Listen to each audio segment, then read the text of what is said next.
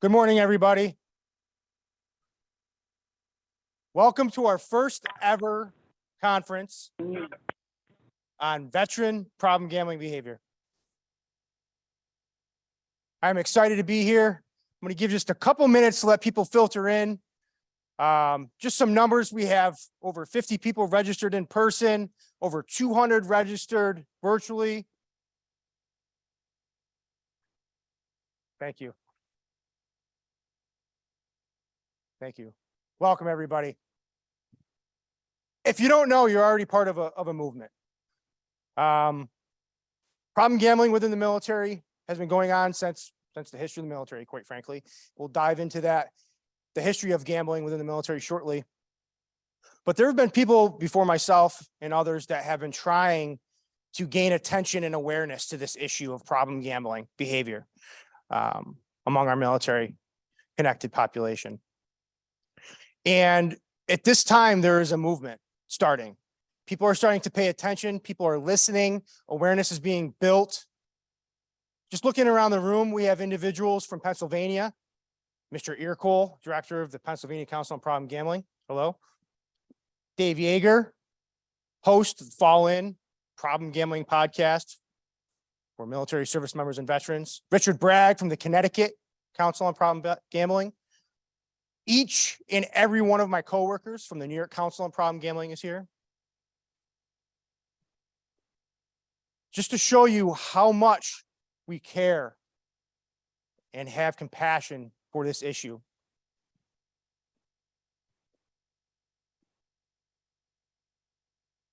Now, out of respect for the land that we stand on today, I would just like to acknowledge, again, with respect, the Onondaga Nation, firekeepers of the Haudenosaunee,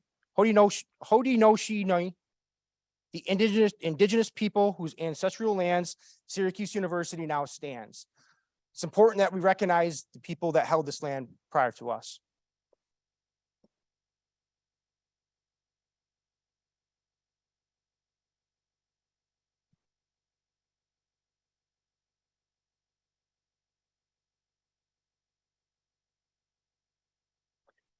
Now, this conference could not have been made possible without a true champion for change, Janine McGee. Janine was head of a VSO organization in Mecklenburg County, North Carolina. She had numerous collaboratives addressing veteran homelessness, suicide prevention, and Syracuse University, the Daniello Institute of Veteran and Military Families, established a scholarship in her name. Unfortunately, Ms. McGee passed away in 2020. And in honor of her being a champion for change for veterans, they developed a scholarship for professional development. When this came through my email, I had spoken to our executive director, Mr. Maney, our assistant executive director, Michelle Haddon, and said, I really would like to apply for this scholarship, but I'm trying to figure out what I'd like to do with it. And they recommended a conference. And I said, great idea. Professional development for myself, professional development for everybody here, and raise awareness on problem gambling among the veteran population. So I'd like to thank Syracuse University, the Daniello Institute for Veterans and Military Families, allowing us to host it in this beautiful auditorium today. I'd like to thank everybody that's in attendance, both in person and virtually.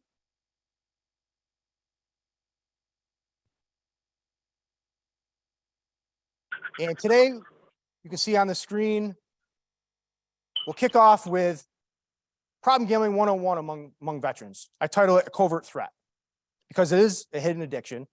When I came into this role as the veteran outreach coordinator for the New York Council on Problem Gambling, frankly, I wasn't aware of the scope of the issue. Served the military, I witnessed gambling, but I didn't know of the issue. And within 6 months of doing research, talking to individuals, I felt like I uncovered a deep, dark secret within the military. And I plan on sharing everything that I learned up to this point with you today. I hope that you join me and my coworkers with the New York Council on Problem Gambling in being a champion of change and addressing problem gambling behavior amongst veterans. So after this presentation, we'll take a quick break. A couple notes: bathroom, if you're in person, is to the right out the door and down the ramp. There's coffee and pastries up the ramp, along with many great tabling vendors, agencies that represent veterans and their services. We'll come back and have a panel discussion, break for lunch. For lunch, it will be provided up top. It's a choice of turkey sandwich, ham sandwich, salad. And there's also behind us on Marshall Street many restaurants as well. There's a short video that I'll play on loop during lunch, so the audience that is joining us virtually has something to watch. It's a brief overview on military culture, and then you're more than welcome to also join when you're done with lunch and watch that video. Our keynote speaker today, I'm excited. I don't want to let the cat out of the bag yet, but I'm excited to have him here with us today to talk about his role and what he does for our active duty service members and veterans. We'll have an award presentation and closing remarks. So let's get started.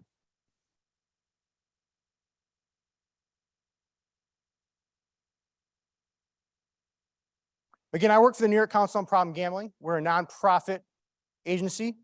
We have two goals. That's it.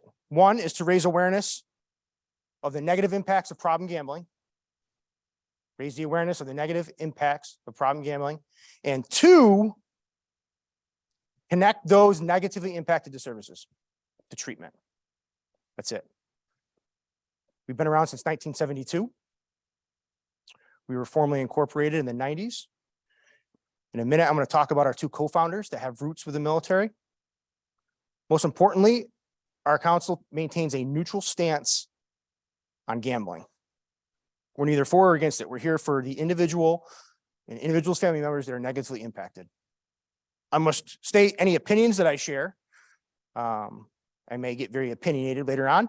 They do not represent the New York Council on Problem Gambling. They're based on my own personal experiences and opinions. So our first co-founder, Monsignor Joseph Dunn. He was a major in the U.S. Army. He's a paratrooper. He's a chaplain, highly decorated, Silver Star, Bronze Star, Purple Heart. He was wounded under fire while jumping into enemy territory to tend to wounded comrades. I don't know about you, but that's motivating. That sends chills down my back. And he's one of our co-founders. He was a spiritual advisor for Gamblers Anonymous in New York City. They had reached out to him. They wanted somebody to advocate for problem gamblers. They were not able to because of being an anonymous group. So Monsignor Joseph Dunn created, along with our next co-founder, Dr. Robert Custer, what is today the New York Council on Problem Gambling. Dr. Robert Custer, he started the first clinical problem gambling treatment center in Brecksville, Ohio. It is now today part of the Lewis Stokes Cleveland VA. It is the oldest residential treatment facility for problem gambling behavior in the country. It is for veterans, and they do great work. If you're a clinician, you may also be familiar with the DSM-3, and the DSM-3 is where, at the time, pathological gambling was first documented as a disorder. And that was with the advocacy and push of Dr. Robert Custer.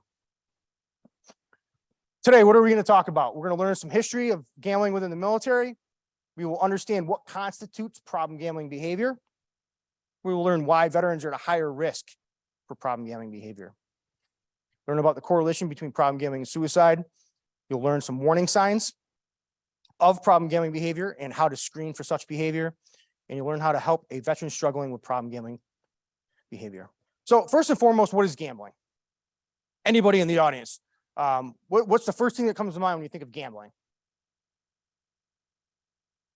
Casinos. Card games. Card games. Lottery. Betting. I'm sorry? March Madness. Risk. games of chance. All great answers. It's important to define what gambling is. Everybody's definition is different. There are people that I've spoken to that don't view scratch-off tickets as gambling. There are people that I've spoken to that do well at poker, but they do not do well at roulette. They don't view poker as gambling. So it's important to define what gambling is, especially when you're working with an individual or individuals struggling with gambling. For the sake of today's presentation and moving forward, gambling is risking something of value, typically money, at a chance of winning a reward. That's gambling. I'm going to share a short story. If you've sat in on this presentation, you're going to hear it again. Coworker of mine shared a story with me about a conversation that they overheard, two individuals talking, one discussing going to a racetrack over the weekend. And the individual that they were talking to stated that they didn't like gambling. That wasn't for them. And the person followed up with, well, after the racetrack, I go over to the casino and, I try my odds. And the person that had just said that they do not gamble said, yeah, blackjack, that's my game. So obviously they don't view blackjack as gambling. Blackjack is in fact gambling. So again, it's important to define what gambling is when we're working with individuals, because they may not even realize to themselves that they're gambling. Gambling is on a spectrum, like any addiction. It starts off with individuals that do not gamble, followed by a great majority of the people out there, social gambling. They gamble for entertainment. They go there with a set limit, set money limit, set time limit, and they back away, and they don't expect to win. If they win, great. This is the majority of individuals, social gambling. Next, you have problem gambling. Now, in between social gambling and problem gambling, we have what's called at-risk gambling, and a lot of veterans fall into this area of at-risk gambling, which is a great opportunity for intervention. After problem gambling, you have gambling disorder. And the difference between problem gambling and gambling disorder is the clinical diagnosis. The DSM-5 recognizes that a gambling disorder is an addiction. Prior to this, it was classified as an impulse control disorder. Thankfully, they realized that it's an addiction. And the threshold is on a scale of mild, moderate, and severe. And you have 10 criteria. You can see at top, tolerance and withdrawal. Who here thinks somebody struggling with gambling would go through withdrawal? Good majority of everybody. Some people hear that and they don't understand. I think some individuals think of other substances like opiate withdrawal. But individuals struggling with gambling will go through withdrawal. They'll experience irritability. They'll experience overwhelming ruminations of getting back to their game. Tolerance will develop. They'll have to bet more money, or they'll have to play longer periods of time. So you can see the 9 criteria for problem gambling. Now, the meat and potatoes of the presentation. Wow, everyone came here. Active military and veterans. So just looking at the scope of New York State, thankfully, I'm pretty sure we have individuals outside of New York State. I know last presentation, there was somebody from South Africa. That's awesome. If you're here today, please enter the chat. We'd love to acknowledge you. But within New York State, there are roughly 718,000 veterans.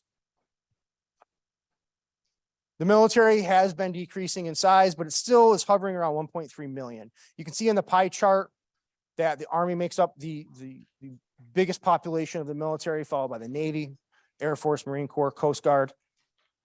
Space Force, I still haven't added them on here yet. I'm still trying to figure out what they do. I was trying to find a funny meme to insert here, but I didn't want to offend anybody. But there's a Space Force as well. Concerning enough is the Marine Corps. Research tells us that the Marine Corps has the highest prevalence of problem gambling out of all branches of the service. And that's concerning to me because it's one of the smallest branches. It may have something to do with the culture, which we'll talk about a little bit later on. So gambling in the military, it's been around since the Civil War. There's literature, documentation of gambling going back to the Civil War. This quote you can see was George Washington. He stated, "Gambling is the child of avarice, the brother of inequity, and father of mischief. It has been the ruin of many worthy families, the loss of many a man's honor, and the cause of suicide." So General Washington, General Lee, both during the Civil War, there's documentation of them talking about gambling and its negative impacts on the welfare of their soldiers. They looked down upon it, but ironically, there's literature that George Washington also had a ledger to maintain his wins and losses. You can see here on the screen from Harper's Weekly back in 1863. It's a picture of two soldiers that got in trouble for gambling for greenbacks, as they called it back then, gambling for money. So they were forced to don signs, big wooden boards, block letters on the back that said gambler. They were forced to wear them and then play or gamble for dried beans, and they were withheld rations. That was their punishment. Ironically, in the article, the second to last paragraph states, "Much harm, no doubt, results from gambling, but it is useless to punish the men while it is so prevalent a vice with the officers." They acknowledged it was a problem back then, and it's still a problem today.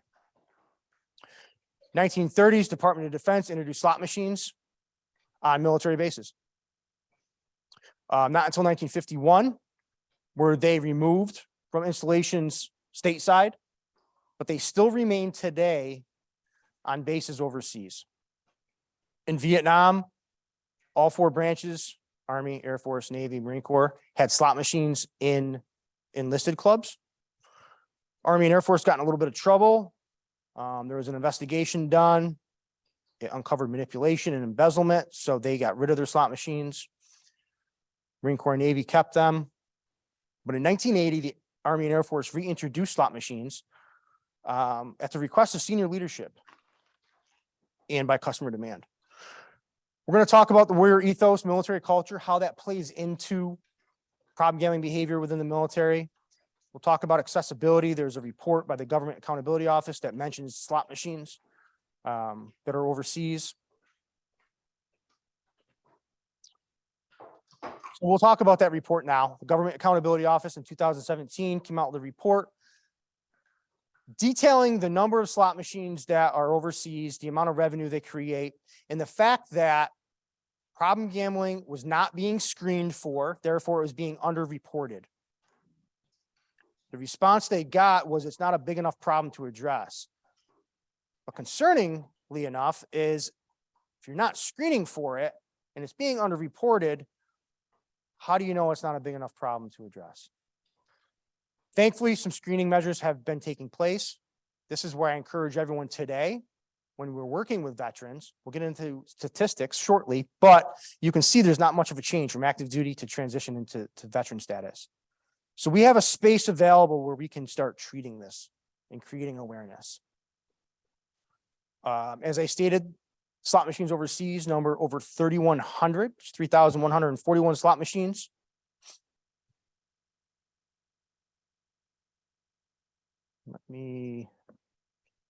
So there's 3,141 slot machines overseas. They generate a revenue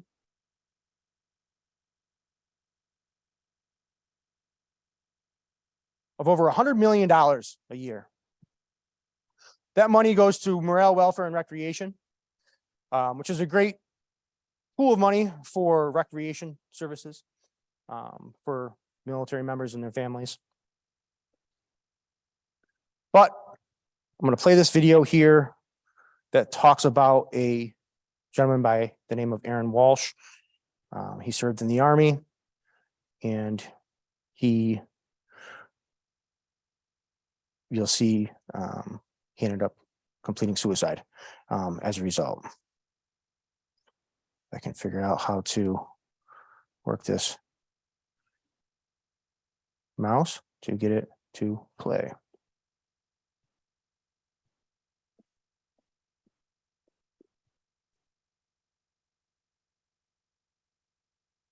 It is named after Carrie Walsh's ex-husband, Aaron, a decorated Army helicopter pilot and an addicted gambler who last year finally gave up trying to kick his habit.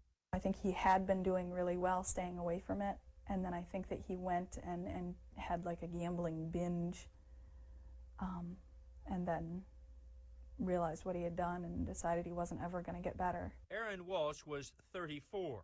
Shortly after placing his last bets at this casino in Bangor, Maine in September of last year, Walsh took a gun into a rural park and killed himself.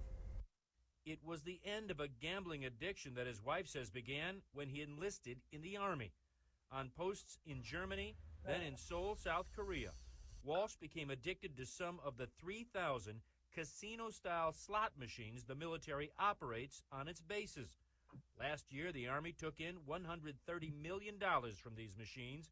Walsh says her husband lost tens of thousands of dollars, with the military in full knowledge and actually profiting from her husband's addiction. The military has this culture of taking care of their own, but it seems like when it comes to this, they just, they profited from his addiction and then threw him away. The Air Force and Navy have their own gambling programs. The profits used to pay for morale, welfare, and recreation programs like bowling alleys and dances. But now a Tennessee congressman says enough is enough. Congressman Lincoln Davis this week introduced the Warrant Officer Aaron Walsh Stop DOD-Sponsored Gambling Act, a long name with a single point. The U.S. military shouldn't encourage soldiers to gamble and certainly shouldn't be in the gambling business. If American men and women are willing to serve our country overseas, we should not be dependent on them to pay for recreational activities they deserve, Davis said in a written statement. The risks are simply too high and too many to ask that of our soldiers. University of Illinois business professor John Kent couldn't agree more. He says studies show members of the military, mainly because of their youth and passion for adventure, are more prone to gambling addiction than others. And he says poorly paid soldiers supporting young families should not have to support recreation programs by losing money.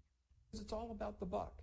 And in our military, it should be about service to our country. It shouldn't be about exploiting our service personnel and putting their families and their children at risk.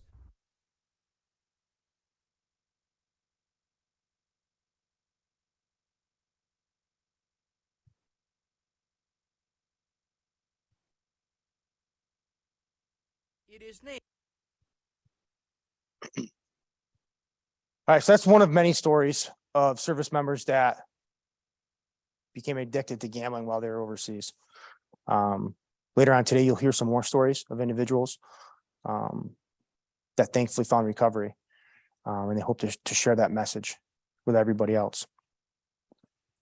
So why do servicemen and women and veterans gamble?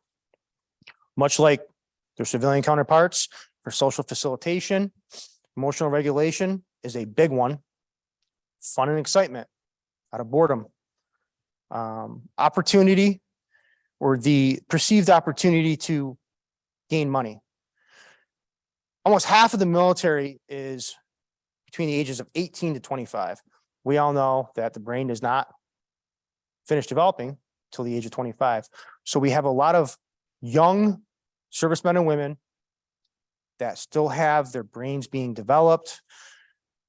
They have a type A personality that is being fostered, and they enjoy risk.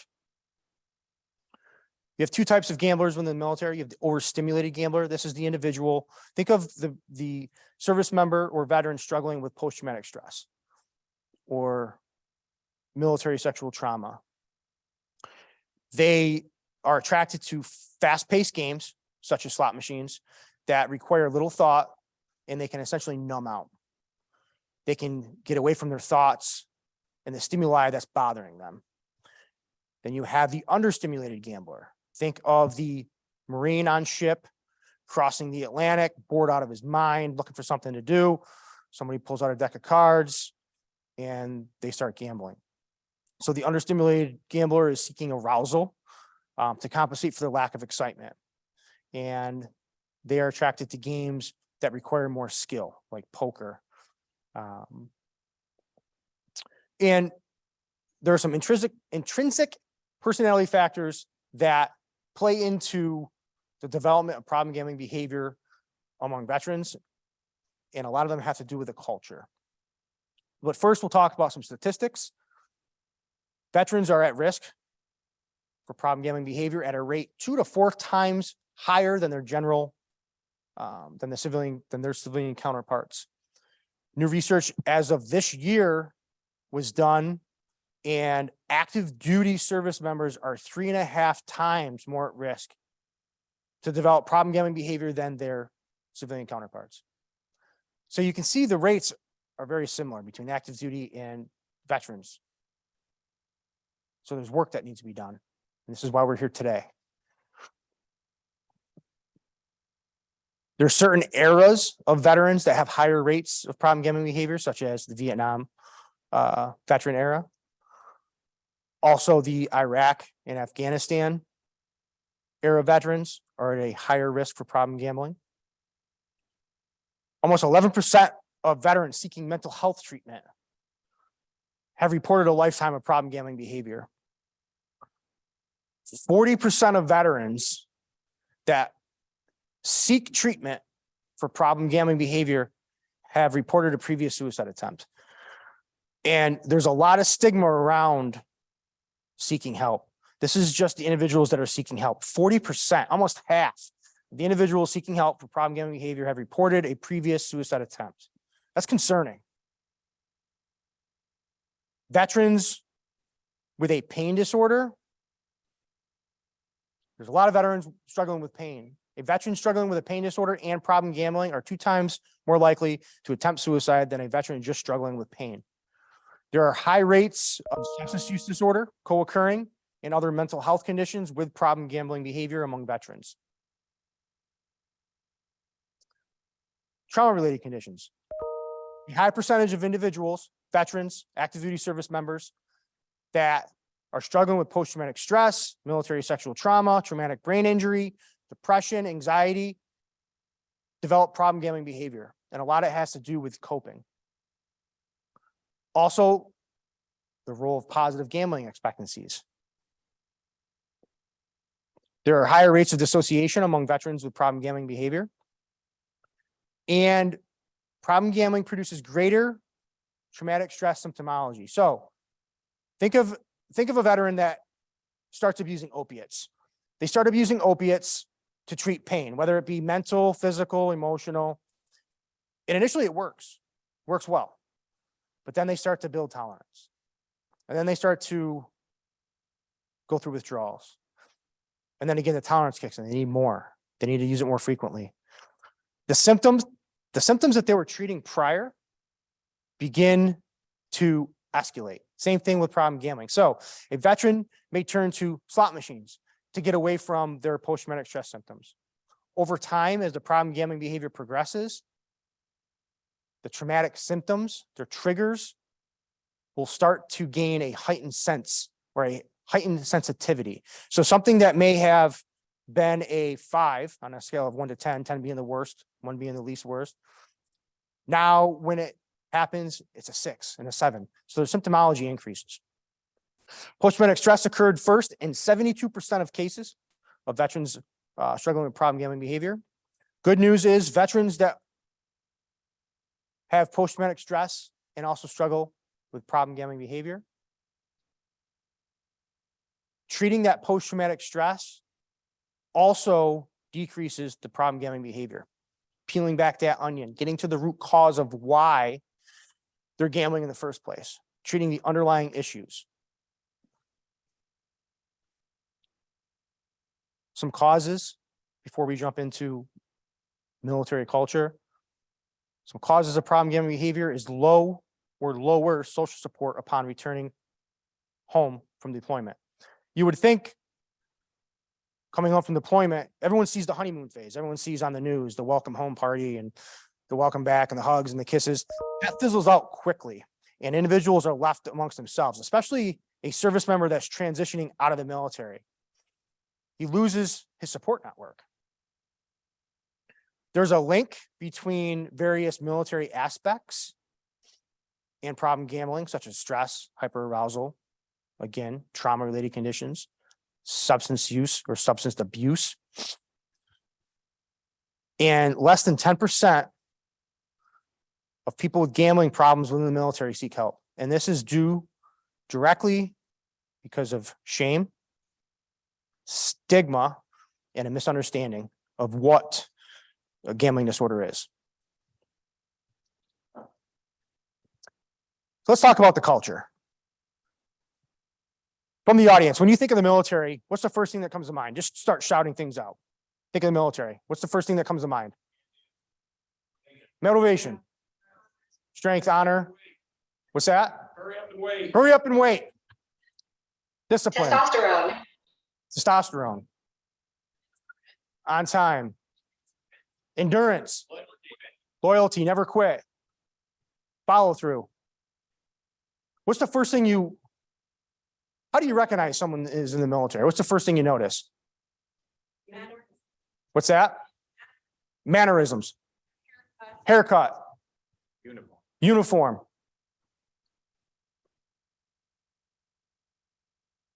The way they talk, mannerisms, absolutely.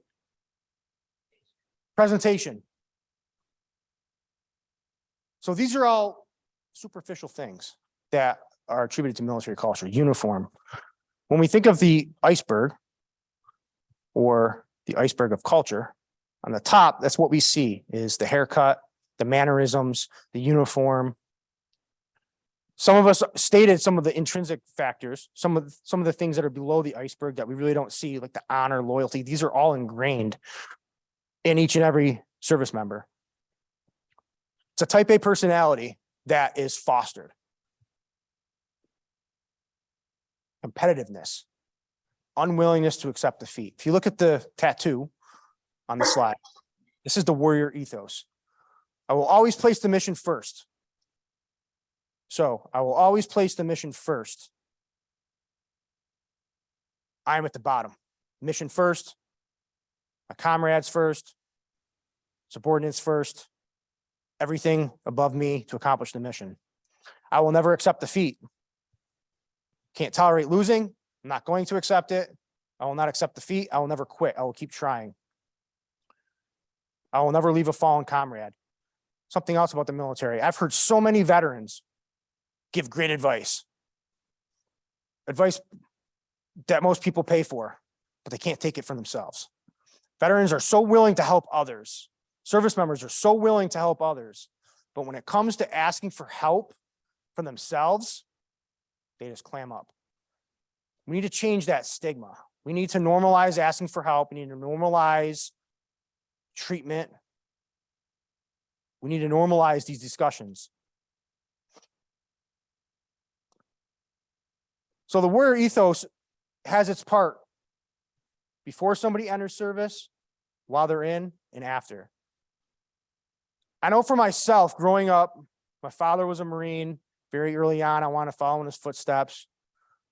Our Full Metal Jacket VHS tape got worn out, especially the boot camp scene. I watched it over and over again. That's all I wanted to do was be a Marine. Warrior ethos. Just wanted that image. Ego driven. That was my sense of purpose. That was my identity. From before I even joined, I was part of the junior ROTC program, which was Marine Corps. My sense of identity. I knew I always wanted to be a Marine. Morality, belonging. It's a brotherhood. It's a sisterhood. We mentioned honor and sacrifice, all things attributed to military service.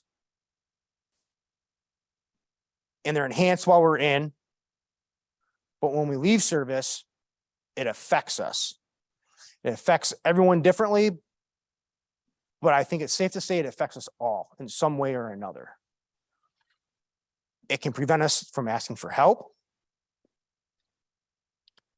Our sense of identity can become missing. We may become lost trying to find it. We may try to replicate some of the risk that we endured while we were in. We'll suffer in silence.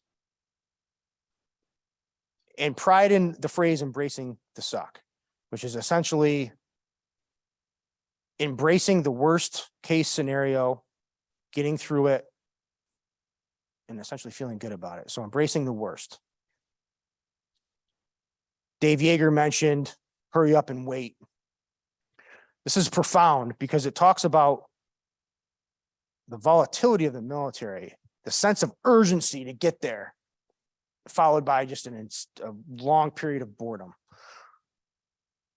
Hurry up and wait is the epitome of the military, frankly. That's why I laughed when Dave said it.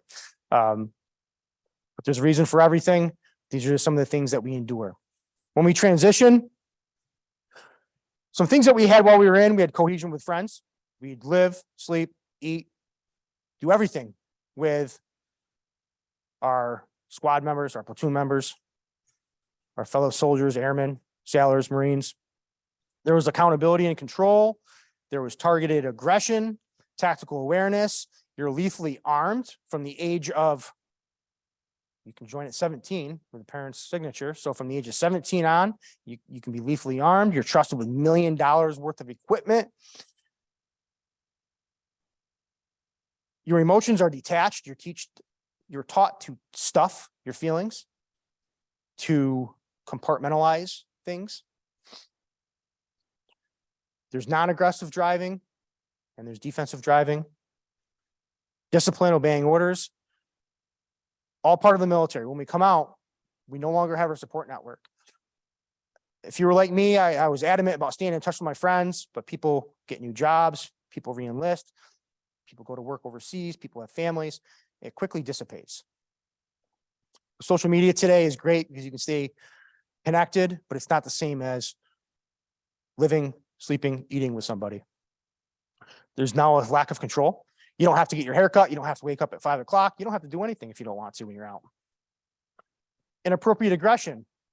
My response in the military, if I was to do that now in the civilian world, I may be looked at funny. I may be fired, maybe charged.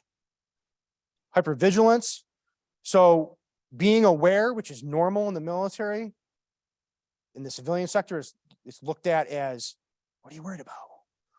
Why are you looking at that person standing on top of the bridge? Why are you worried about that debris on the side of the road? Why are you sitting with your back to the wall?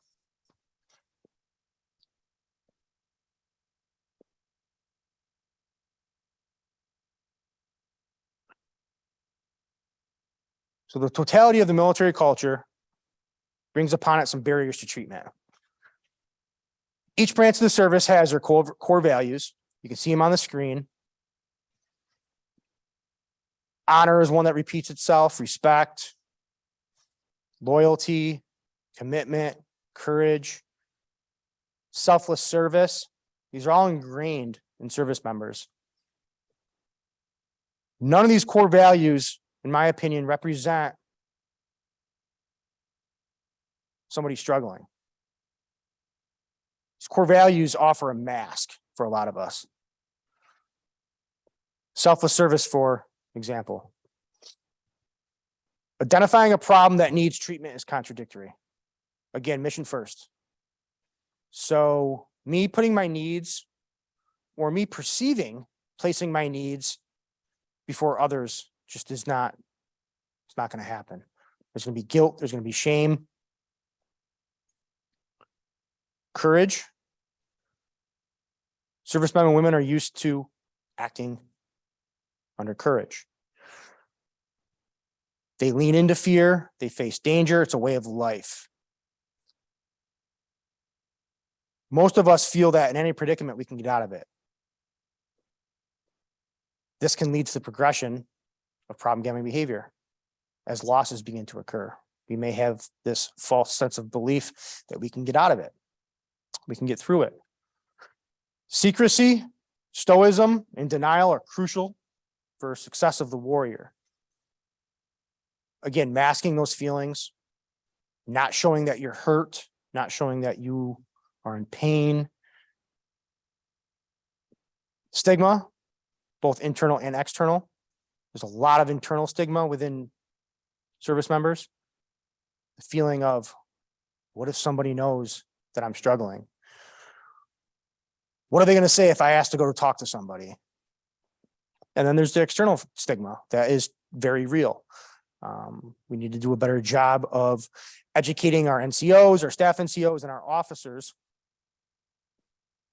at recognizing the warning signs of problem gambling, opening that safe space for people to reach out and allowing them to get treatment. And no formalized treatment. In the military, they have a great substance use disorder program for alcohol. Other drugs, more than likely, you're going to get processed out. And the thing with gambling is there's no urine screen. So the random urine screens that detect individuals that are struggling with substances are not available for problem gambling. And I've heard others share that have struggled with gambling while they were in, that when they did reach out for help, they were told, we don't know what to do with you. We have no treatment for you. We don't know how to address this.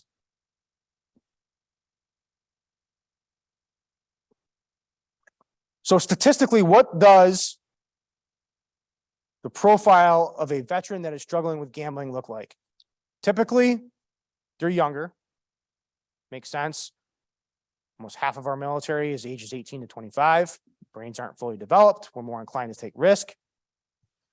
Male, but let's not discount female service members. Females are starting to even that gap. I don't know about you, but every female I've met that has served in the military was just as or more tenacious and competitive as men. Served in the Navy, specifically the Marine Corps, part of the BIPOC population. We need to do a better job at being inclusive and bringing individuals that are Black, Indigenous, or a person of color to the table.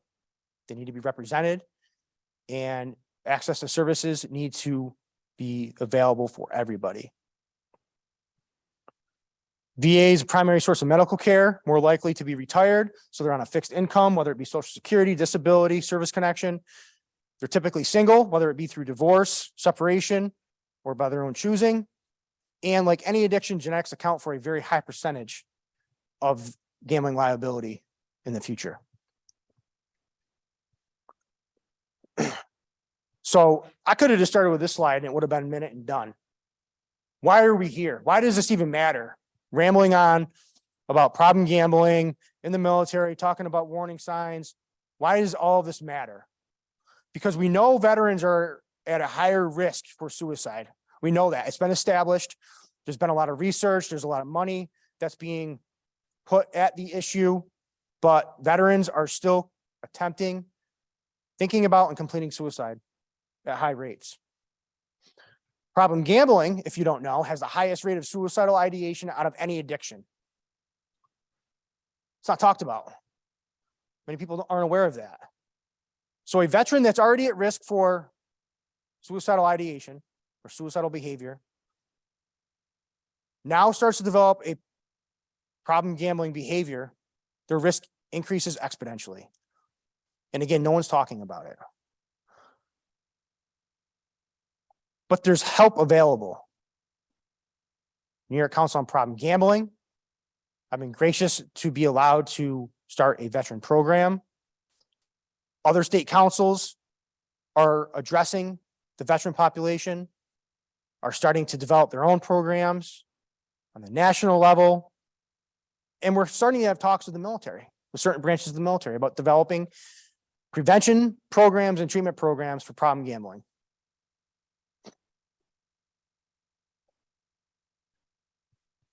Some risk factors for problem gambling and suicide.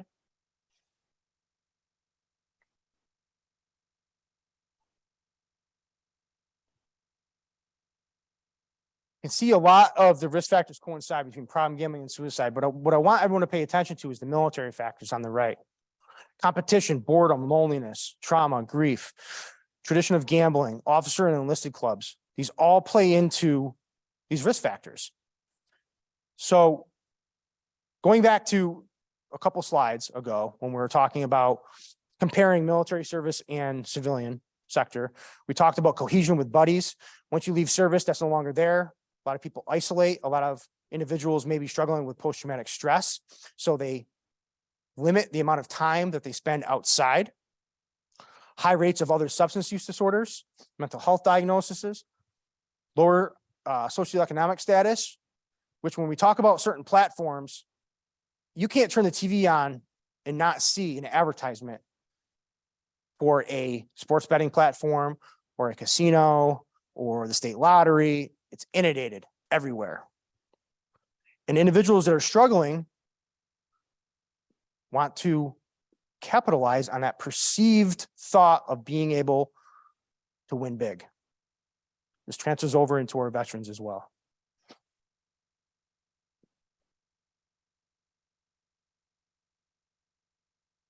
If you're working with veterans, I think it would behoove you to understand the warning signs of not only suicide, but also problem gambling.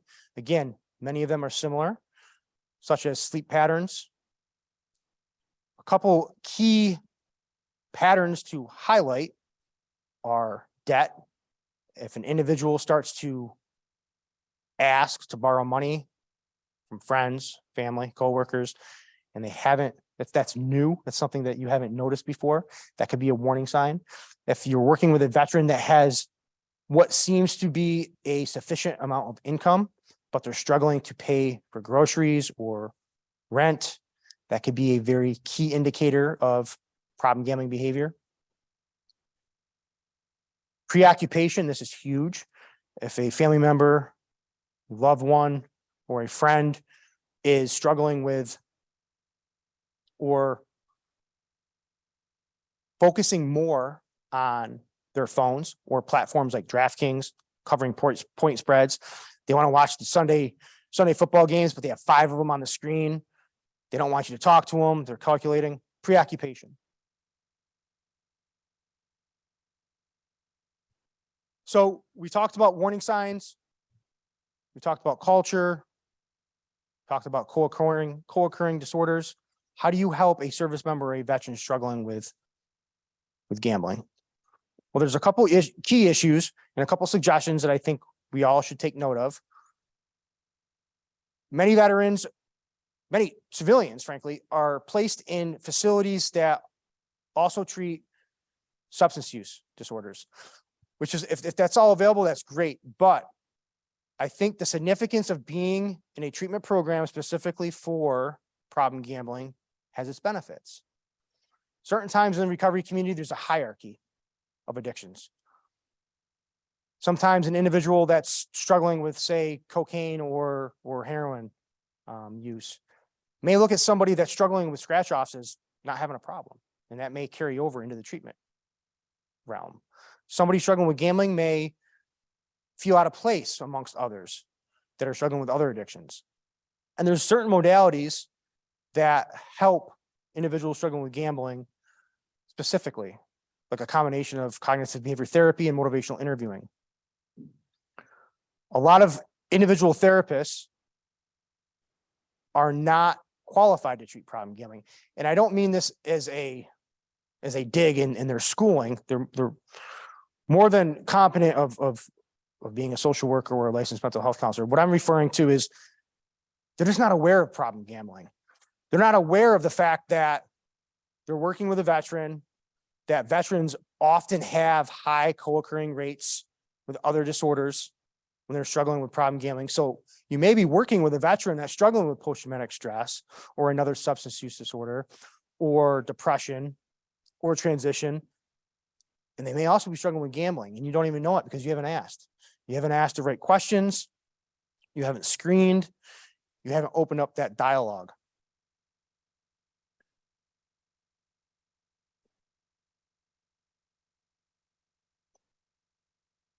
So screening. How do we ask the question? You can see on the slide, there are several brief screening tools that are available that can open up that dialogue and create awareness and attention to a possible problem behavior with gambling. One is the live bet tool. It's a 2-question screening tool. You have the NODS clip. You have the BBGS, the brief biosocial gambling screen. What I think is important though, when we're screening individuals, is going back to the very beginning of this presentation and defining what gambling is. So for instance, if the question is, in the last 12 months, have you bet more than you planned or that you intended to? Or have you gambled more than you intended to in the last 12 months? Remove that term gambling or follow up with examples of. Because again, a veteran may be losing money on scratch offs and they don't even realize that it's a problem with gambling.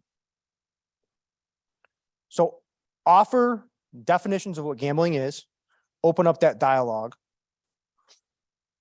And if you use a brief screening tool and it comes back as there needs to be more assessment, these are the clinical or the diagnostic screening tools that are available. We talked about the DSM-5 earlier. There are some others that are popular with, for instance, the VA, the Problem Gambling Severity Index. These slides will be available to everybody if you would like them. If you click on each tool, it'll bring up an example of each.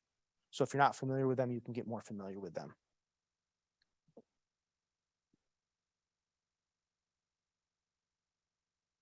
How do we develop that rapport with service members and veterans, working with veterans? One suggestion is to keep politics out, especially if it's an active duty service member. Frankly, they're not allowed to have an opinion on who the commander-in-chief is. I'm sure they all have their personal opinions, but they're not allowed to publicly voice them. So keep politics out, just like if you're at a dinner party. Keep politics out. Be mindful and curious of what branch they served in. That's a huge opening question to establish rapport. Be curious of their lives outside of the military, hobbies, activities. Let them know that their story and the timeline and them telling it is completely under their control. Respect their process. Don't ask questions about having peers or friends die. Don't ask questions about if they've killed anybody. It sounds ridiculous, frankly, but it wouldn't be there if there wasn't a reason for it. These questions come at all times, and they're questions that make veterans feel different ways. If someone has killed somebody, they don't want to talk about it. Some people that haven't may feel less than. Those that have not deployed may feel that their service didn't matter as much. Don't assume everyone was in combat. Actually, less than 10% of individuals actually served in combat. And don't make assumptions about one's military career. For instance, if you know a Marine or a soldier, the next individual that you meet that's a Marine or a soldier, they're two different individuals. Don't paint branches of service with a broad brush.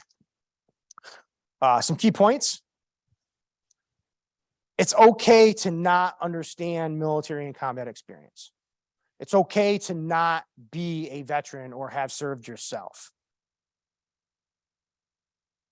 Let the veteran know that you don't understand. Let them educate you. Let them teach you.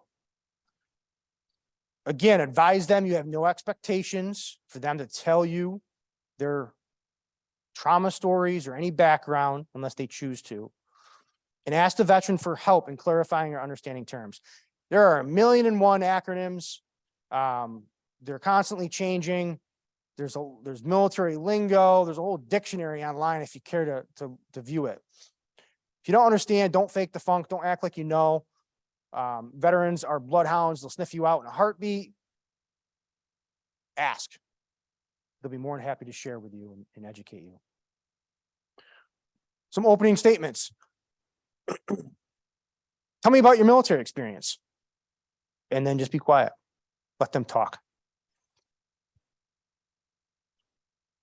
When or where did you serve? What unit were you in? How has military service affected you? Has anyone in your family served? All great open-ended questions that can help build rapport. Beneficial key tenets for treatment. Working with a veteran, I think crawl, walk, run is a great starting point for treatment. It's indoctrinated from basic training, boot camp, to individual schools throughout the military. When you're working up for deployments, you always start crawling, and then you walk, and then you run. When you go to a new operational environment, they have what's called left seat, right seat. You sit in the passenger side of a vehicle of somebody that has been in country, and they show you around, they show you the ropes. They crawl you through, get you walking, and then you're off running once they leave. Structure initial sessions as boot camp or military school. Provide info and skills, build upon previous sessions. So jump into diagnoses, offer education. Start from the beginning. Next session, do a recap, and then build off of that and continue. If you structure treatment around what they're used to, that's operational environments or military training, they may be able to adjust better. You can view it from their own MOS or military occupational specialty or their job, their military job. You can view it from their own military job description. Help them educate you what their job was, what it was like, and you can build treatment around some of these key tenets that they have ingrained in them for their job. Talk about physiological changes, make them aware of what's happening to their body. Again, place in the military or operational context to allow further understanding. Fight or flight, diaphragmatic breathing.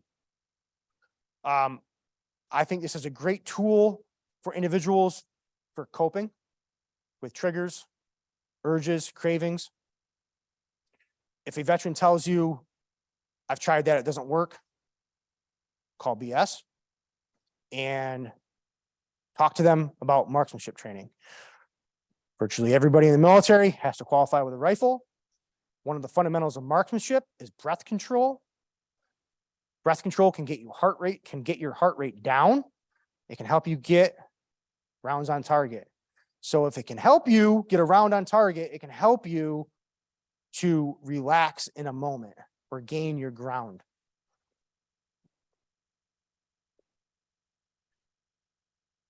BDA, battle damage assessment.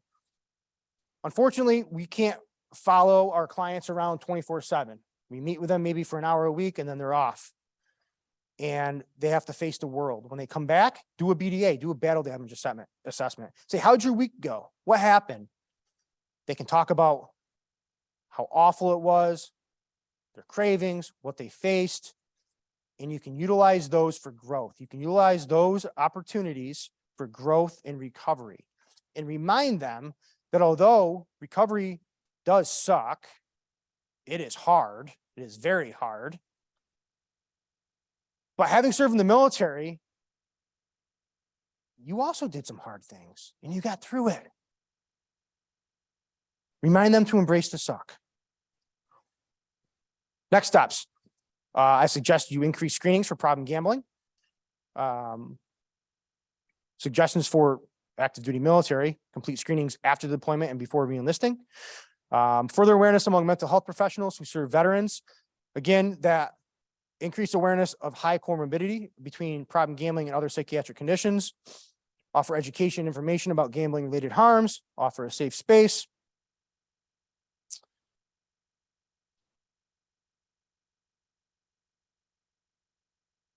These are some resources I'll share. Obviously, they're hyperlinks. The top I want to bring to your attention, the New York Council on Problem Gambling has a resource library.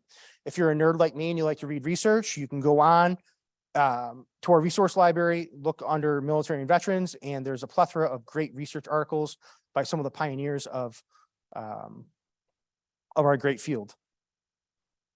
Now, the New York Council on Problem Gambling, I take great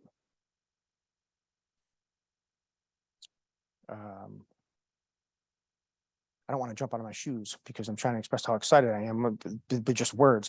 But I take great pride in the fact that the New York Council on Problem Gambling has a veteran program. They're one of only that I know of in the country. This is an issue, again, that has been going on since the Civil War. There has been many people before me that have tried to address the issue, and now I feel it's taking off. We're all part of a great movement in addressing problem gambling amongst veterans. The New York Council on Problem Gambling is leading the way. And most importantly is the fact that we have problem gambling resource centers across New York State. We have 7 of them. Each county in New York State is represented by one of our problem gambling resource centers. Goals are the same as the New York Council: raise awareness of problem gambling, connect those negatively impacted to treatment services. Not only for the individuals struggling, but also their family members, because it's a family disease. We are funded by the New York State Office of Addiction Services and Supports. And these problem gambling resource centers have team leaders that offer phenomenal educational resources and presentations and trainings. They have program managers that are by far some of the most diligent, attention to detail oriented individuals in getting individuals the help that they deserve, answering the phones. When an individual calls, you talk to a live person that is caring, compassionate, and there to get you connected to the services that you want and need. We have a private clinical network of licensed clinical social workers, licensed mental health counselors, licensed marriage and family therapists that are on board. They go through training on how to treat problem gambling behavior. So when an individual calls for treatment, we can connect them with a private clinician in their hometown or as close as possible to their hometown to get that one-on-one counseling. We work closely with Gamblers Anonymous. We have a peer that has educational meetings. We have family meetings. We have a plethora of resources available for those struggling with problem gambling. One tool I'll offer everybody: voluntary self-exclusion. This is something that you can do from the comfort of your home. If you are working with somebody that's struggling with casino gambling, they can go on the New York Gaming Commission website and voluntarily self-exclude themselves from casino activity. Essentially, they can ban themselves from the premises. The self-exclusion is also available on online platforms such as DraftKings and FanDuel. Again, it's a tool. It's a tool that individuals can use to distance themselves from the platforms causing harm.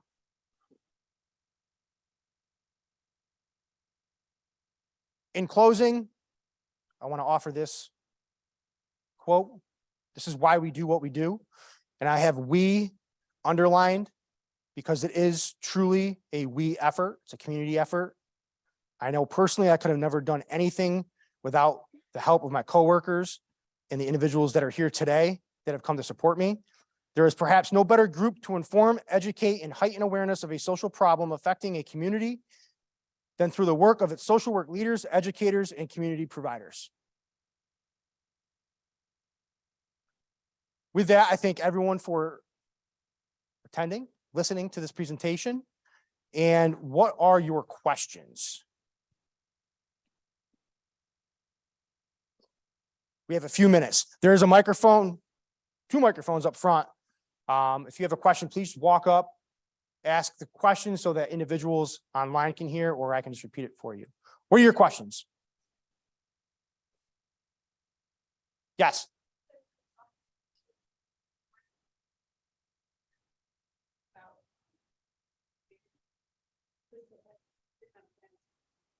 Sure. So the question from the audience was, what specific branches of service were you talking to about coordinating treatment plans for problem gambling? One is the Marine Corps. We've met on a national level. We have met with the substance abuse counselors with the Marine Corps in developing a problem gambling prevention program and treatment program. Right now it's going up the chain of command, as it would in the military. I've reached out to the Army. The Army has a documented problem gambling treatment program. But I haven't had a chance to really speak to anybody on it. I had some feedback in the sense that it's not used often due to a lack of people asking for it, which I think is a direct cause due to the stigma, shame, and misunderstanding of what gambling disorder is. So I hope that answers your question. Other questions? Anything in the chat?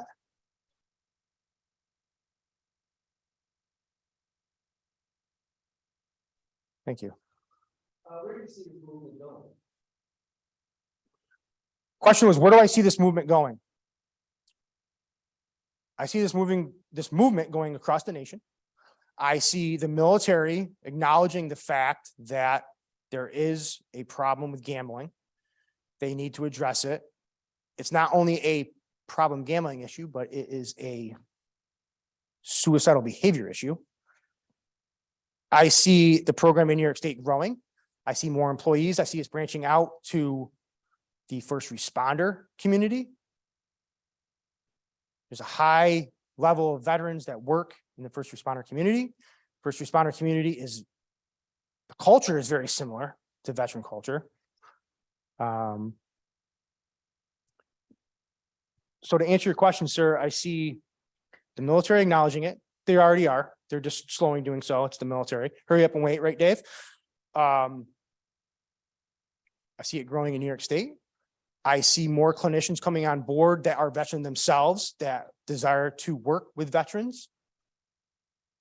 I see this conference continuing on to the next year and years after. In a nutshell, this movement is taking off. It's going to grow, sir.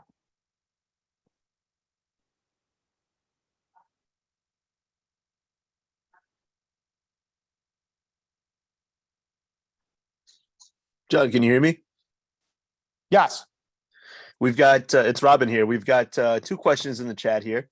First one is from Miss Marjorie Gray, and it's, will you be addressing reasons for the higher rate of problem gambling in the Marine Corps? Yes. So this is my opinion. The research is older. So one thing with problem gambling research in general is there's not a lot of it.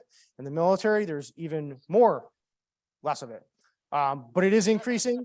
And there are individuals that are taking it on and trying to greatly increase the amount of research we have. But in the Marine Corps itself, the culture of the Marine Corps is one of hyper competitiveness, hyper type A personality. And also the bases that they are stationed at overseas, such as Japan, Okinawa, they have a lot of the slot machines available. So again, to answer Marjorie's question, as far as the Marine Corps, I think it has to do with the culture in of itself. The fact that Marines are more likely to take risk, they're more likely to really not know when to stop. And I'm not bashing the Marine Corps. I'm a Marine myself. I'm very familiar with the culture. I hope that answers your question. I can dig out that research and get it to you. But when we talk about military culture, it's important to understand that military culture doesn't cover the entire military. There are many, many subsets of cultures within military culture. The Army has their own sense of culture. The Marine Corps, MARSOC within the Marine Corps, sniper platoons within the Marine Corps, Navy. The culture within the Navy and then Navy SEALs is completely different. Many subsets of cultures. And Robin, what was the other question? The next question was from Mr. William Hines, and it is the goal of treatment abstinence, and what is the success rate currently, and what is the relapse rate? So is the goal abstinence? Yes, absolutely. And I can tell you, I don't know the statistics off the top of my head. Maybe one of my coworkers can chime in. But with the PGRCs, the problem gambling resource centers in New York State, we have a very high success rate of individuals reaching out for treatment and getting connected to treatment.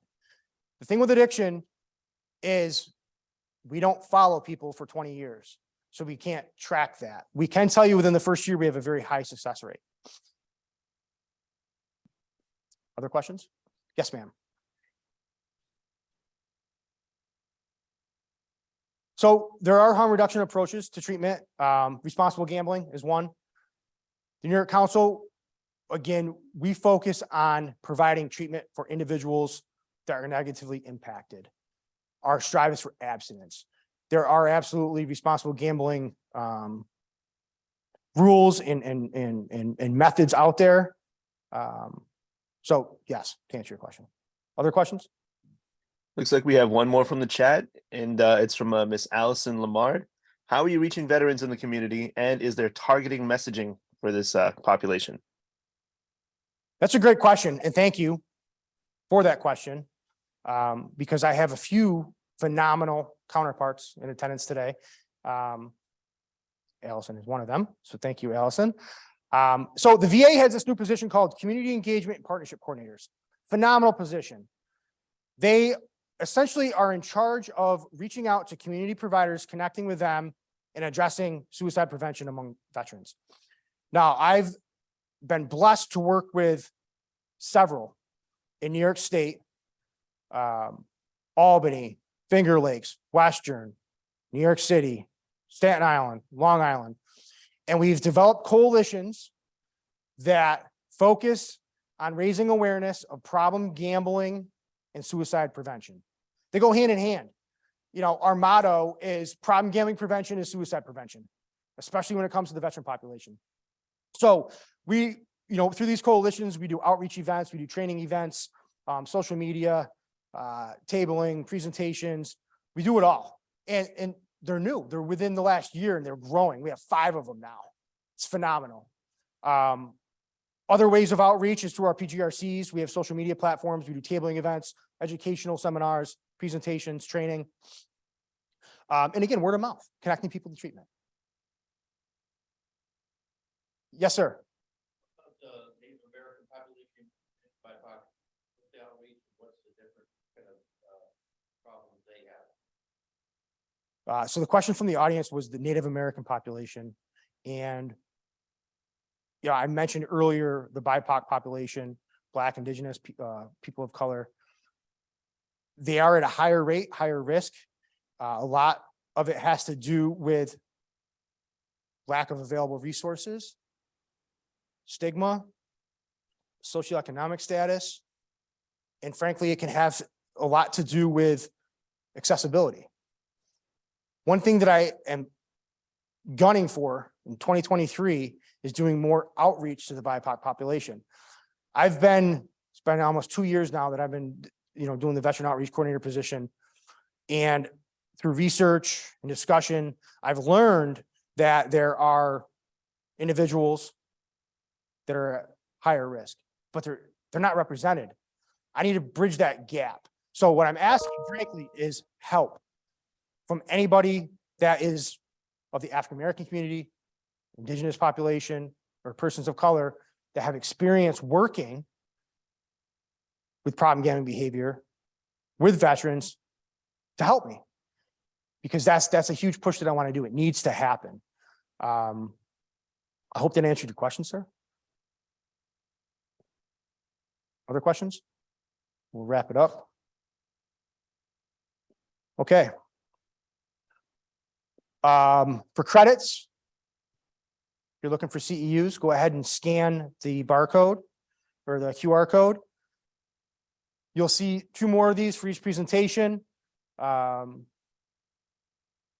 Follow-up emails to everybody. I'll also provide the SurveyMonkey links for these. I'll leave this up here. We are on break until 10:30. So feel free, stretch your legs, go up to the grand hall, grab a cup of coffee, pastries if they're still out. People at home, stretch your legs, do some jumping jacks, push-ups, and we'll see you back here at 10:30 for a phenomenal panel discussion. Hoorah. Hello, everyone can hear me. All right. Welcome back. Hope you had a good break. Next, we're going to have a panel discussion. 3 phenomenal individuals that will be introduced here shortly. But for now, I'll hand it over to my coworker, Angela DeRosa. Thanks, John. Thank you. Hello, everybody. My name's Angela DeRosa. I am a program manager for one of our problem gambling resource centers in the Western region, so near Buffalo. Had a nice drive in this morning across the 90. And I've had a great opportunity to work with Jonathan in this program, providing relationships and services in the Western New York area, particularly in Buffalo. So I was thrilled to be part of this committee and can now pinch hit for my coworker, Shauna, who was not able to make it today to moderate. But more importantly, we're here today with Captain Wessing, Dave Yeager, and Richard Bragg. And we're going to be talking about the impact of problem gambling on the military and veterans from a lot of the perspective of folks who have experienced a gambling problem during and after their service in the military. So if you all could just take a minute to introduce yourself and share a little bit about your background. We can start with Richard, I guess. Sure. My name is Richard Bragg. I live in Connecticut and I'm a Army veteran 2 tours in Iraq, and my problem was poker. I really loved poker. Poker was part of my life during the military. I'm Dave Yeager. I'm actually from Pennsylvania. I am an 11-year veteran of the Army and also in recovery for an addiction to gambling, which I actually fell into while I was stationed overseas in Korea after 9/11. My name is Kevin Wensky. I'm a retired Navy captain. I've never really been addicted to gambling except the lottery, which I think everybody was addicted to about 2 weeks ago when it was $2 billion. But the last year and a half or so, I got introduced through some friends at MGM Bets to a company out of the UK called Gamban, which has an app that blocks online gambling software.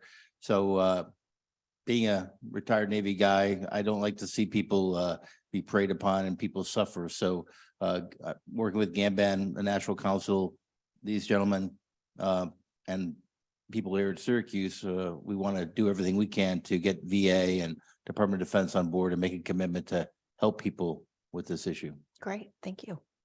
So we've been talking today about the impact of gambling on the military and veterans. And I think, David and Richard, your stories really are going to put some teeth and some meat to those statistics and anecdotes that Jonathan shared. So if you could briefly tell us a little bit about your military service and how gambling affected your ability to carry out your duties and how it impacted you after you left the military. Absolutely.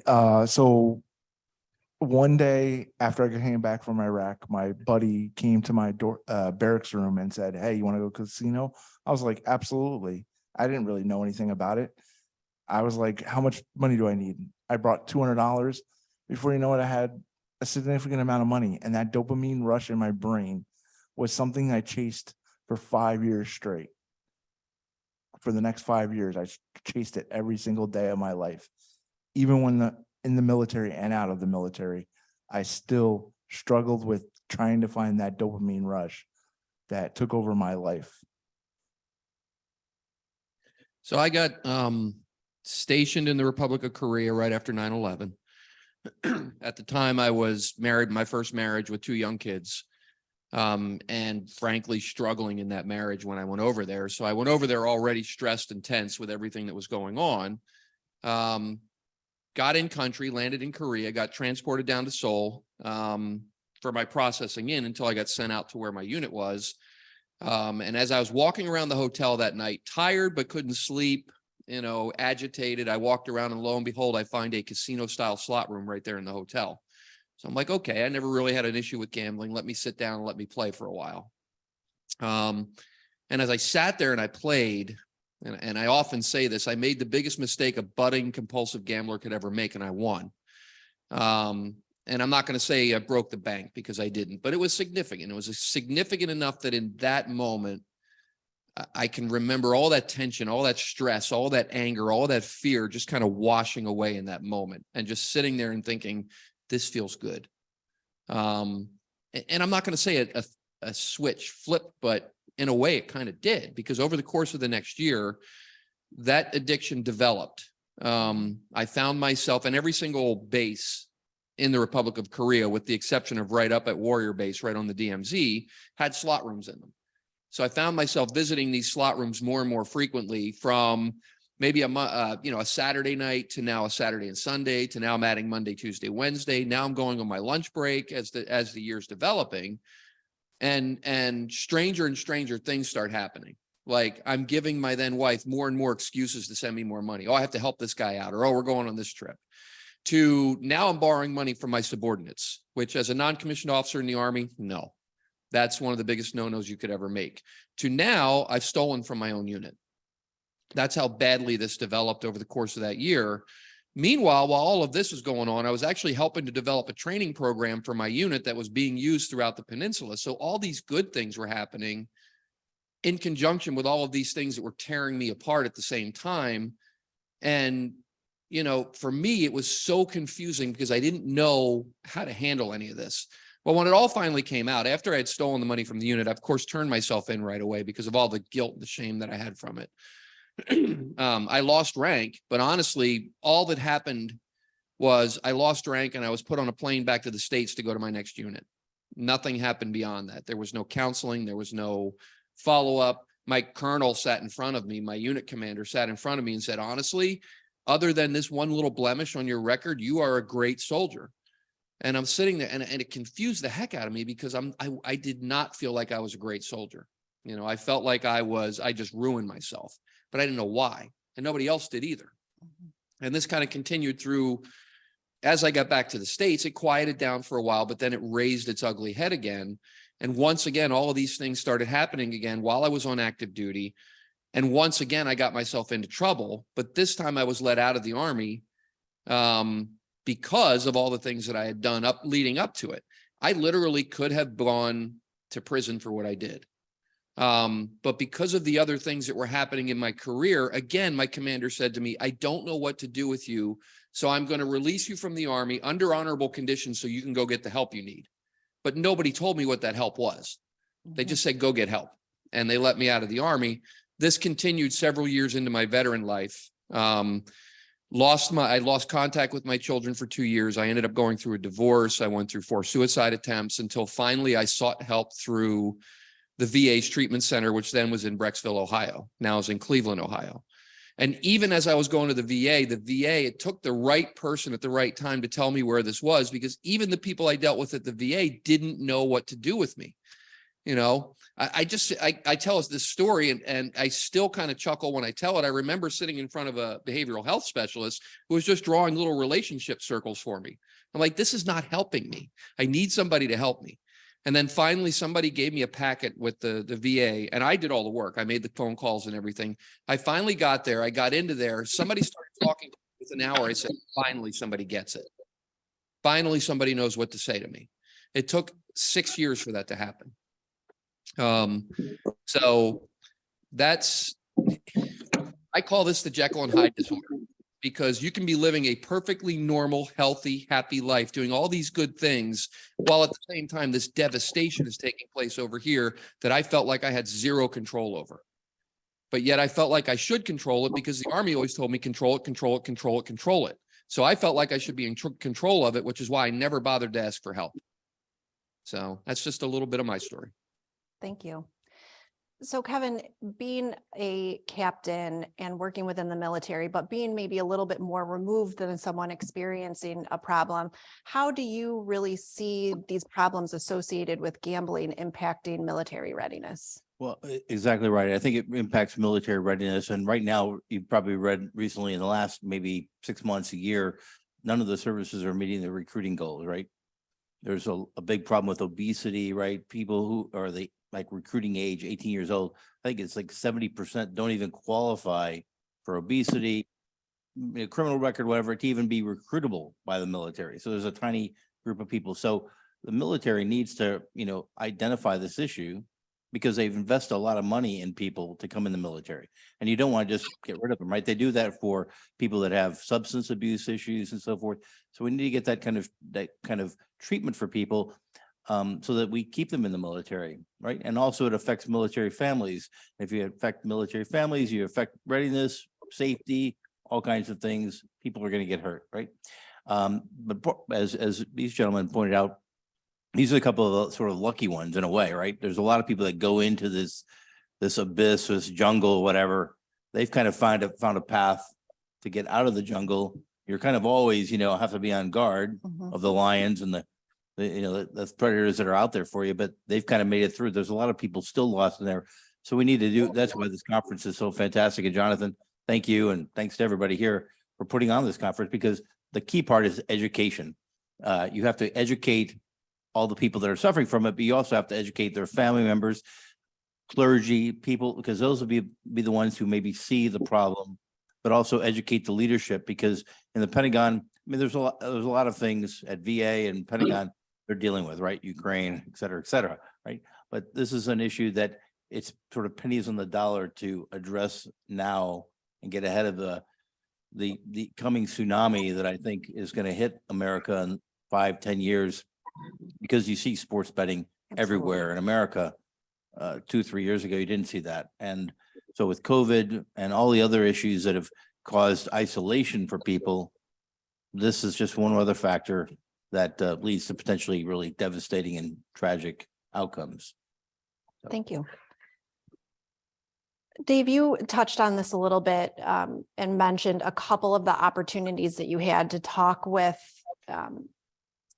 higher ups about the things that you were experiencing. But what really, Richard or Dave, what were those experiences like if it came to light that you were experiencing a problem?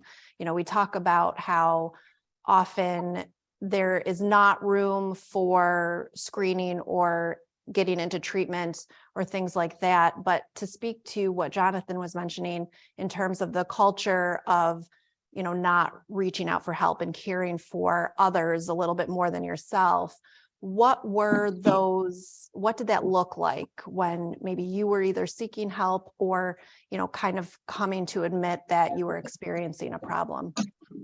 I was on flight status, so I flew. I wasn't a pilot, but I was a crew member, and the mission's always readiness. And I'm a crew of 3, so that crew always needs to fly. It always has to go. The mission never stops.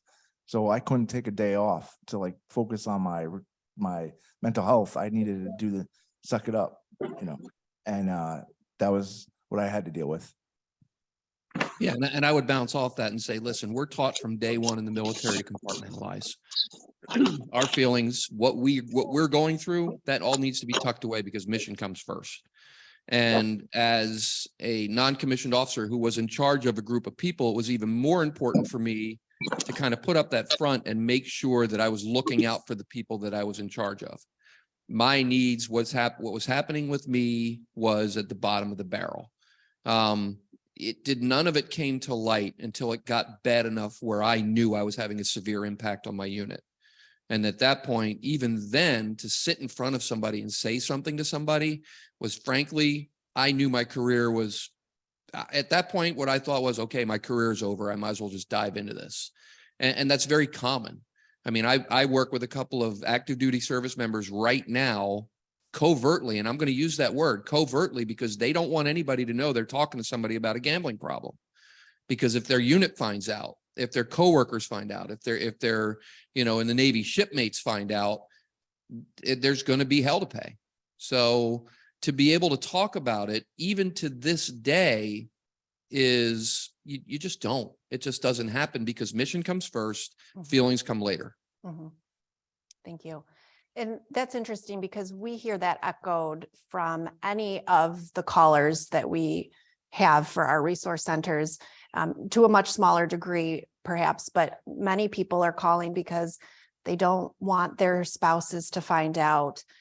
They might have a job, not necessarily military, but a high security job or a high public job that, you know, if word got out, that would certainly devastate their career reputation, their families, et cetera.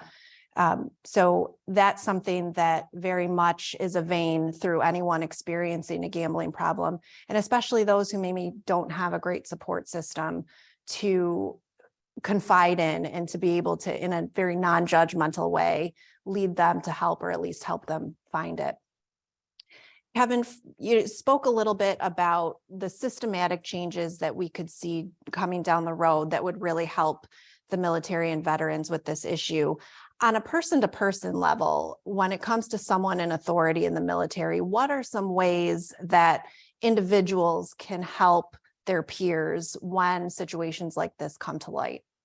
Well, there's a, you know, the military has set up a nice sort of safety net for people that have had like substance abuse issues or they're having family issues and so forth.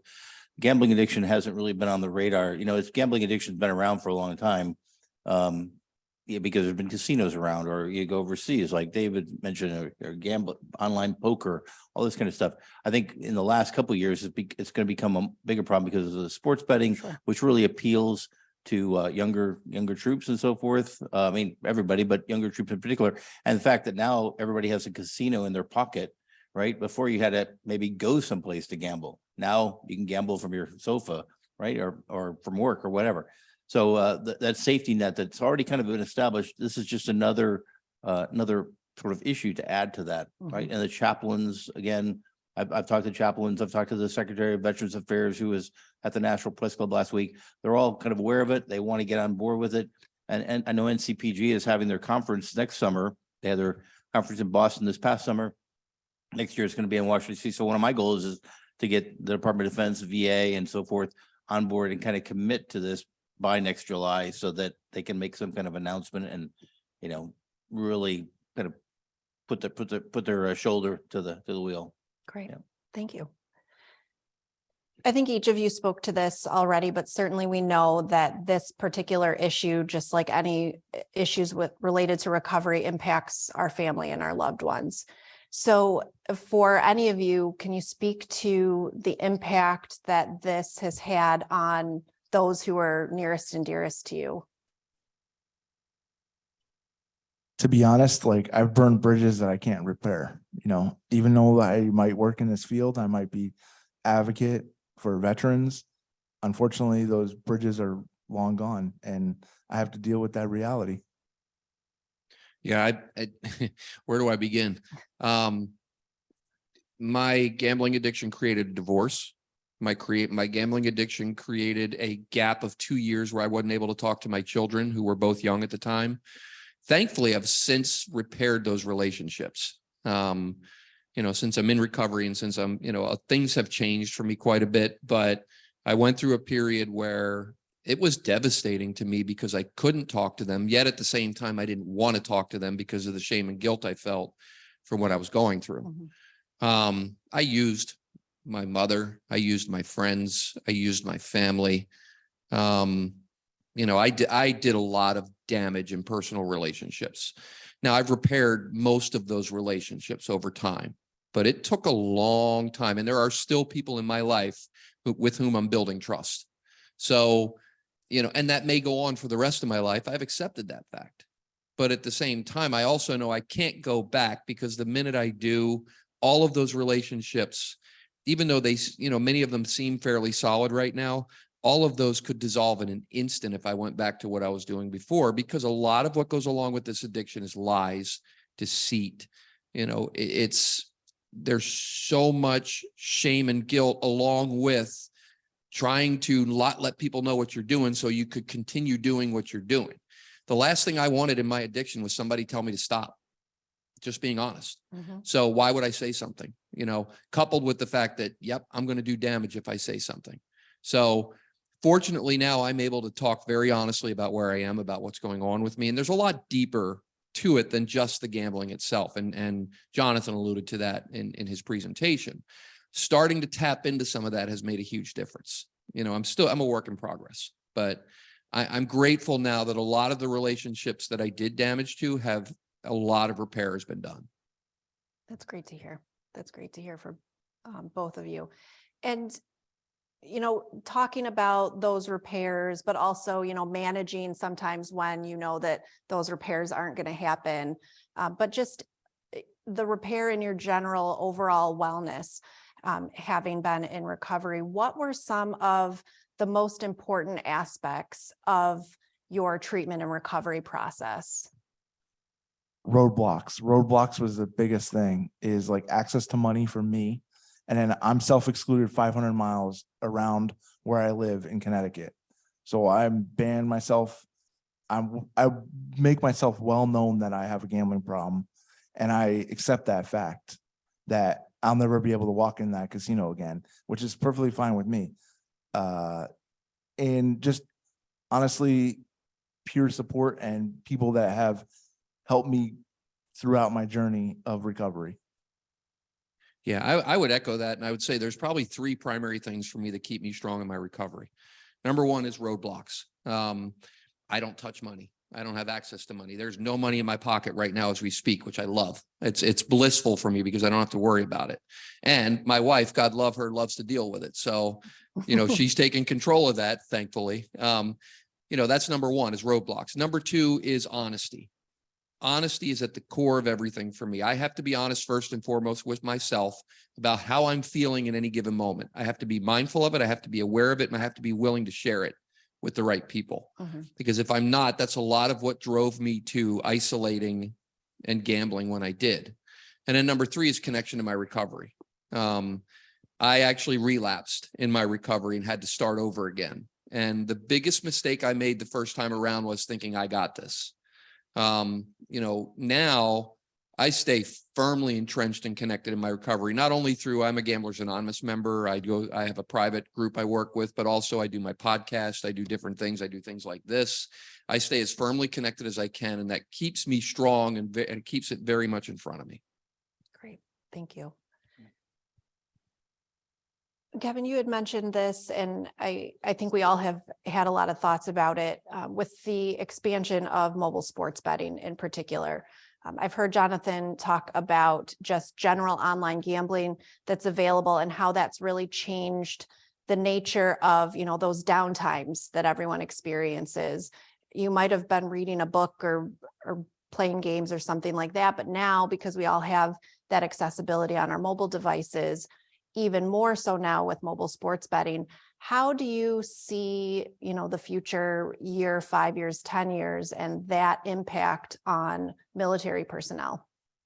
Well, I think one of the things we need to do is, like I said, educate people. You see all the sports betting companies, and everybody's kind of chasing market share right now. So people that are kind of in the responsible gaming departments, I guess, of different gambling companies, they have a voice, but right now it's kind of new. So everybody's chasing market share. So I think what we need to do is, like I said, educate the educators, educate family members, educate clergy, educate the public, right? And both of these gentlemen mentioned that when they first started gambling, whether it's slots or poker, they got some wins. Mm-hmm. And so that got them that rush, like, oh man, I'm going to win. So couple that with maybe you're desperate economic issues, family issues, right? I need money. It's not one size doesn't fit all, right? So everybody's unique, but I think that kind of the way they do, like, put $1 down, you're guaranteed to win $100 in credits, right? That's a way to kind of get people lured in. So I think we need to educate people, and then provide the tools, provide the counseling that will hopefully get people, and then the emotional support, right?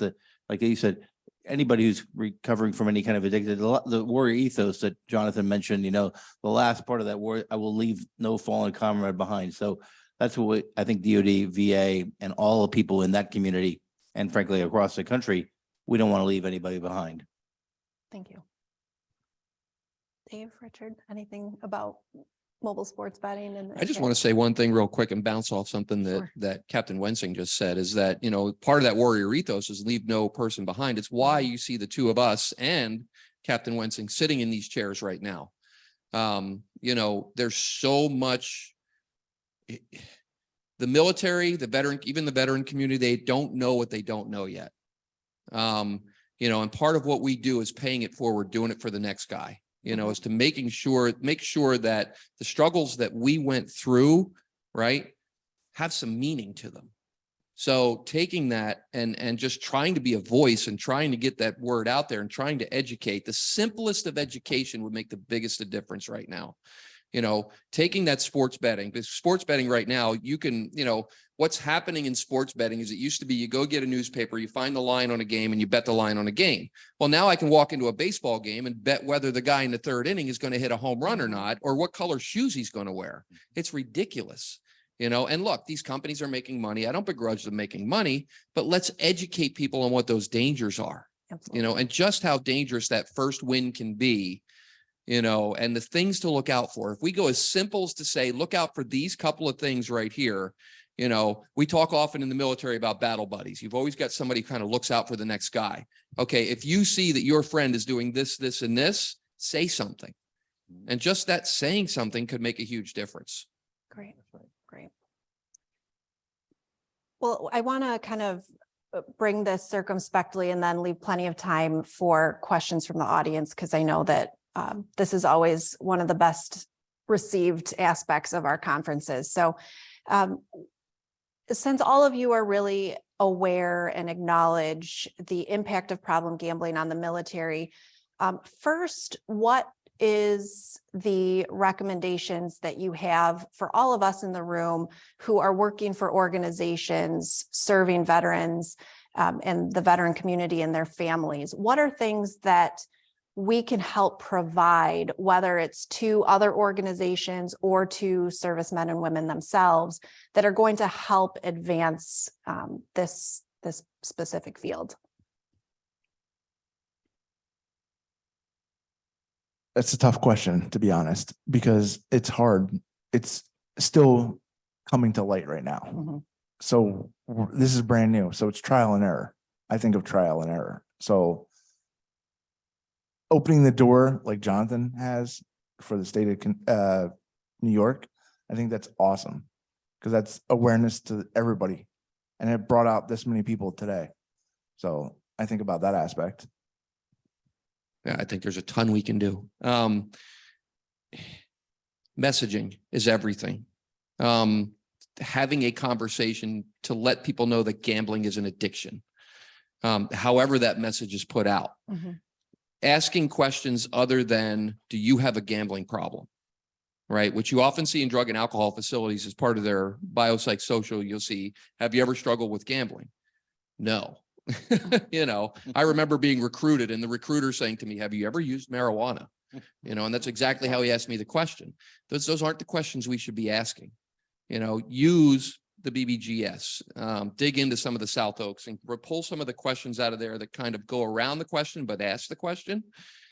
Just gently lean into that conversation, because again, and Jonathan alluded to this earlier, a lot of people don't even really know what gambling is. So let's educate people on what gambling is. Let's talk about cryptocurrency, because that is a form of gambling. Let's talk about the stock market. You know, let's talk about the lottery and the hype that goes around the lottery. Let's talk about prop bets. Let's talk about incentives to come in and spend, you know, and give you free money, which is not free, and why it's not free. So just right now, I think that messaging is probably the most critical thing. Is just get the word out there and start to introduce people to what gambling is and why it's dangerous. And I think one thing everybody can do from this angle is do what you can with what you have where you are. That's a quote from Arthur Ashe, right? Mhm. So I saw there was a National Guard had a group here, right? A lot of other groups. So start local, right? In your own community, your National Guard units and so forth. And, you know, you got to kind of have a pincer maneuver, right? Have to get the VA and Department of Defense from the hierarchy, right? Get them on board, educate them. But if you do it from local angle too, and the VFW post and the American Legion post, Iraq, Afghanistan, Veterans of America. And somebody pointed out, I think Jonathan, what about how firefighters, EMS people, those kind of people, same kind of, you know, just like a starting, you know, starting fullback or whatever, the same kind of type A mentality. Start local, work that way. And we'll also work from the top level at VA and so forth. That's the way I think we can make some positive difference. Great, thank you. And along the same vein, speaking to anybody out there who is struggling with a gambling problem or a loved one who thinks their family member might be struggling, what is the advice that you would have for someone who's, you know, sitting on the fence, feeling those feelings that you all experienced about not wanting to let the cat out of the bag, not trusting whether there is help available? What would you suggest to them? I'd like to make this super simple from my own perspective. Number one, you're not alone. That's the primary message that would have probably gotten me into treatment sooner, was that feeling of nobody could ever possibly understand what I'm going through right now. You are not alone, I think, is the number one message. And then the number two message is you're not opening Pandora's box. If anything, you're going to be helping yourself, right? Ask for help. Ask for help. Maybe not jump full feet in and say, I have a gambling problem and here's what I'm doing. I'm struggling and I need someone to talk to, you know, and maybe lead yourself into to that point. But I think the number one thing is the realization that you're not alone. So again, it's why I do the podcast that I do. And every podcast I do at the end, I say, you're not alone, because I want the people listening on the other end to realize they may be struggling with something different, but it's not unique. You know, we're all in this together and we can share from that. So. Thank you. I would just say the same thing that Dave said, just opening up that conversation, because I think advocacy and just getting out to the community, like Kevin said, where, you know, going to the vet center, going to community colleges, talking to those young vets that are coming out of the military who might not know what to do right now. And, you know, maybe they see that advertisement and, you know, it intrigues them, you know, because they don't know what to do. They don't have a job. And last thing I was gonna add, this is not just a problem in the USA, right? Sports betting here is kind of new, right? 2-3 years. We've been in touch with people in the United Kingdom and Canada and all over the world, frankly, that they've been doing this a lot longer than we have. So we probably need to reach out and learn, what lessons have you learned in the UK and Canada and other countries, right? That we could benefit, so we don't think we know it all and can just invent it here, right? Absolutely. Yeah. Absolutely agreed. And what about the family members? You know, you've all had people in your lives who have been affected by this.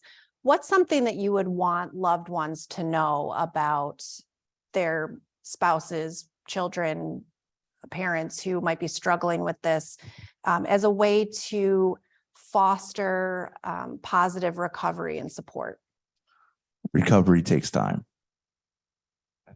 Yeah, there's number one, and somebody who's very, very deep and well entrenched in gambling recovery. His name's Arnie Wexler. Over the years, has developed different things and tools. And one of the things he talks about is that there's two recoveries. There's the recovery that the gambler goes through, and then there's the recovery that the loved ones go through. So I think it's important to get out to the loved ones that they need to go through their recovery as well. And whether that's finding, like in the case of my wife goes to Gam-Anon every single week, which is a group for loved ones of gamblers to learn more about this addiction and what their role can be in this whole recovery process and what their recovery should look like. So get them the support that they need, because it's not just our recovery as the recovering gambler. They have to recover as the spouse, because more often than not, we blindside them. When they realize what's really going on, they get blindsided. So now they have to go through a rebuilding process too, if they choose to stay in the relationship. And just honestly, for us, is meeting them where they are. Thank you. Thank you. Great. So if everyone will indulge me, I do want to take a moment to plug our New York State Problem Gambling Resource Centers.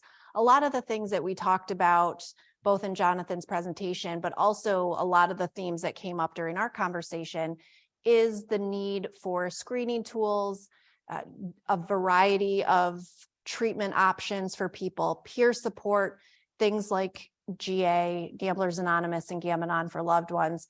All of our resource centers are connected to those entities within all of the counties of New York State. So I would encourage anyone who's exploring screening options, want to know what's available for their clients in their communities, have Jonathan connect you with your respective problem gambling resource center.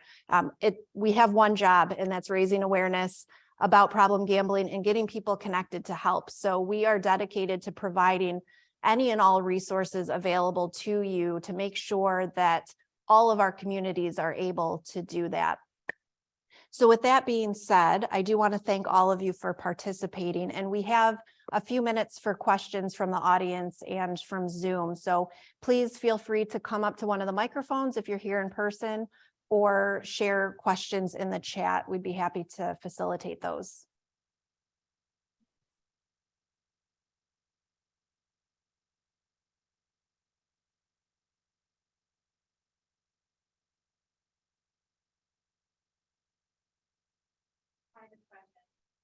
I appreciate that you're all here and sharing. I'm a psychotherapist, and I find that we don't have a lot of people come that are like the addicted gambler, but the families. And I just wondered if either of you could share with us if you had a therapist and how you started with them and what helped you want to do that, because I'm not seeing a lot of that. I'm glad you brought that up, because for myself, for instance, I live in Connecticut and we have a program called Better Choice. And so I had my therapist at the VA challenge me one day because I was still gambling and I couldn't really stop gambling. And she said, "You're going to call this gentleman." And I was like, okay.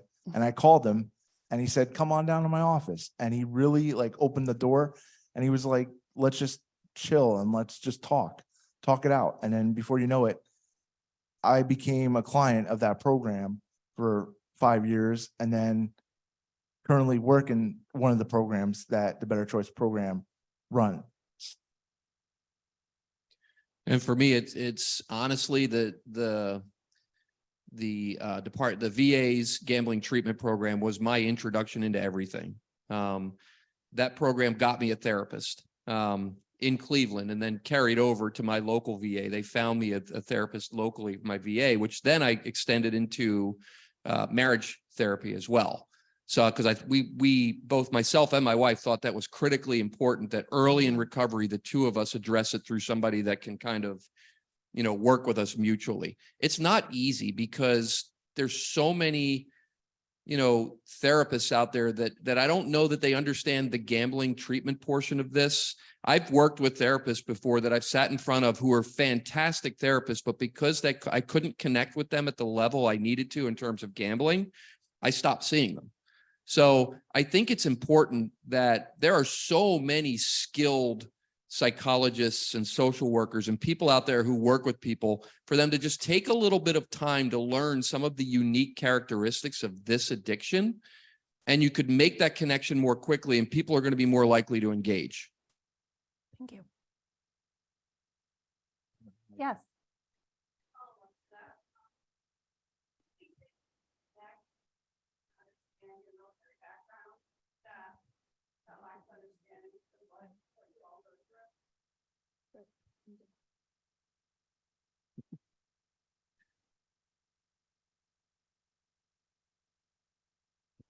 Hi.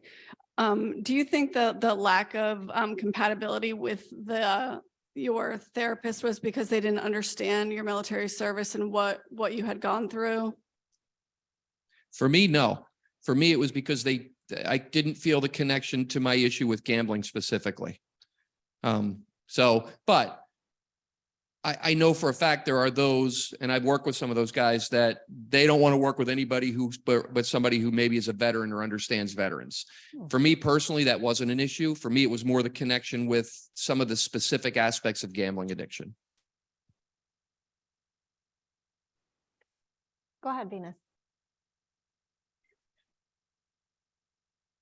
So Allison asked, are there any subtle warning signs of problem gambling that family members or mental health practitioners can be on the lookout for?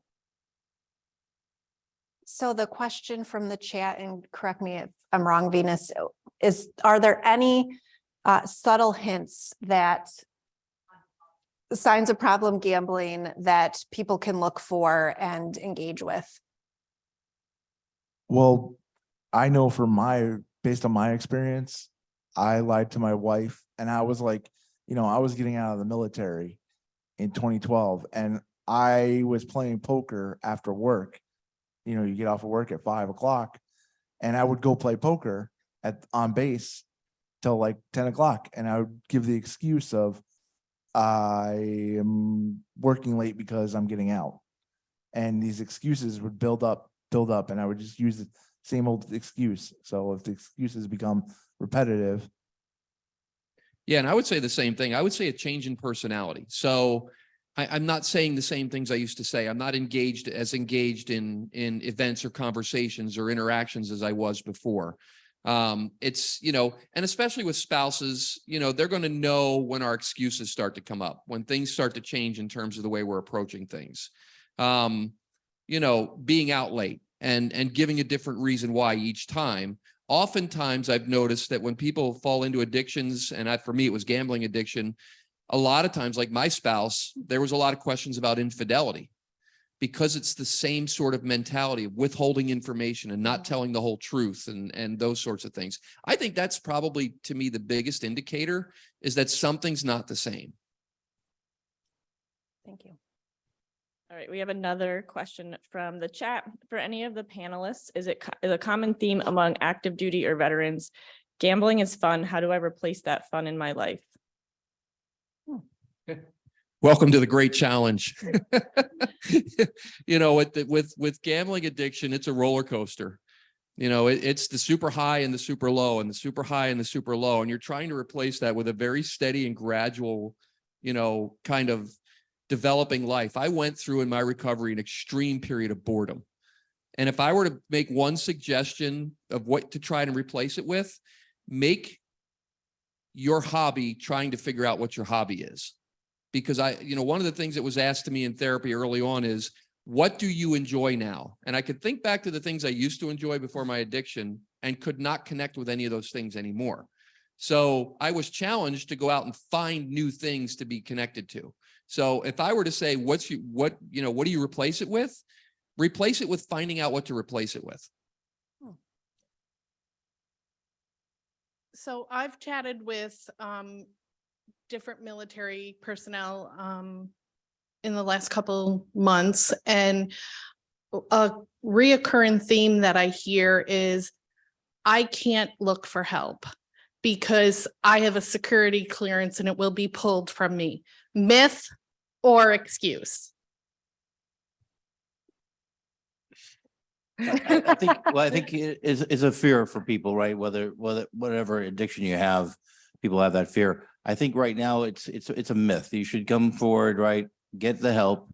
And like David here, he got demotion rank, but he continued your career, right? They didn't kick him out of the military or anything like that. So I think if you got to come forward to get help, that's the long-term goal. You got to survive is a key aspect of it. I think part of the education we need to do with the military is to make sure they know that. I think you become vulnerable if you don't come forward and get help, because then you're hiding something. And if some bad actor finds out you're trying to hide something, that's what they can use to leverage to get you to do something really bad, right? Espionage, things like that. Used to be if you're a gay or homosexual person, you got to keep that under the wraps, right? So you could be, or if you had some alcoholism, whatever the issue was back in the 60s, 70s, that's when bad actors would come and blackmail you to do espionage or something. So again, if you get help, then they have no leverage over you. That's a good point. I'll say this too, is that just to bounce on, you're absolutely right. It is a myth, but it's also very much a perceived reality. The people that I'm working with right now, and I'm having conversations right now with, are scared to death to say something because they're security clearances. When the reality is, and I said to them exactly what you're saying to me, is if you continue down this path, it's not going to matter, because you're going to do enough damage that it's going to be a lot worse than if you step forward right now and get the help that you need. Thank you. We have another question from Herman. Would a 30 to 60 day transition before ETS help?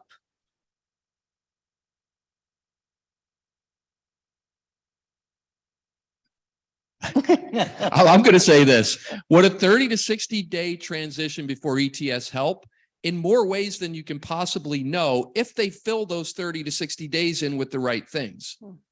So, there's a decompression period would be fantastic, but you have to fill it in more with just putting them in front of the DeVry guy to tell them what they can learn about when they go to school. You have to put in front of them, what are the dangers you could step into? What are some of the challenges that people stepping out of the military and into civilian life come up against? Because I'm going to tell you right now, that's one of the number one motivators, in my opinion, of people falling into addictions, because you're just thrown out onto the street, right? And you're just standing there going, what do I do now? My entire life has been structured for 2, 3, 5, 6, 10, 12, 15 years. And now here I am looking around going, it's not the same anymore. It's a very different world once you take the uniform off. And just teaching people how to transition into that world, whether it's 30, 60 days, whatever it is, would be a huge step. That's true. Good. Okay. Well, I just want to take a moment again to thank you all for being here, Kevin, Dave, and Richard, and thank you all for joining us. We do have a break for lunch prior to our keynote presentation at 12:30. So please join us for lunch. We do have box lunches available, although there are some available restaurants and things in the immediate area.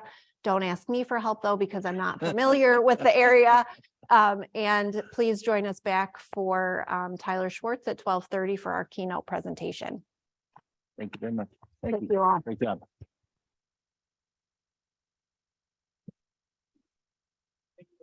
As Angela stated, we're breaking for lunch. There is a video that I'm going to play on loop. So if you finish your lunch and want to come back and check it out, it's a video that touches on military culture. And then for those of you that are at home, you have something to view while we're chowing down. Thank you.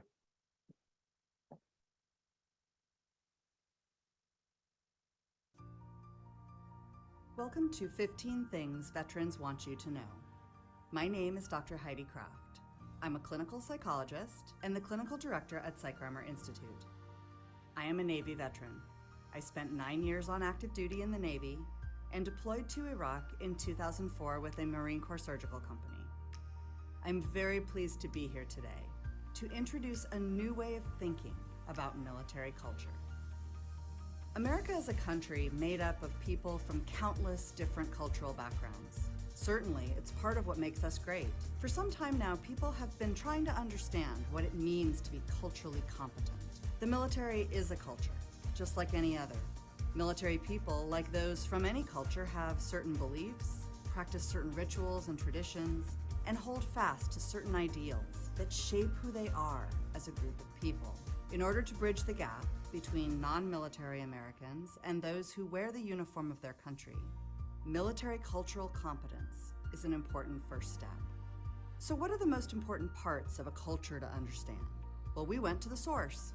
We asked our veterans. We asked thousands of American veterans, what is one thing you would want your doctor, nurse, therapist, employer, anyone in your life really who's trying to understand you, to know about you?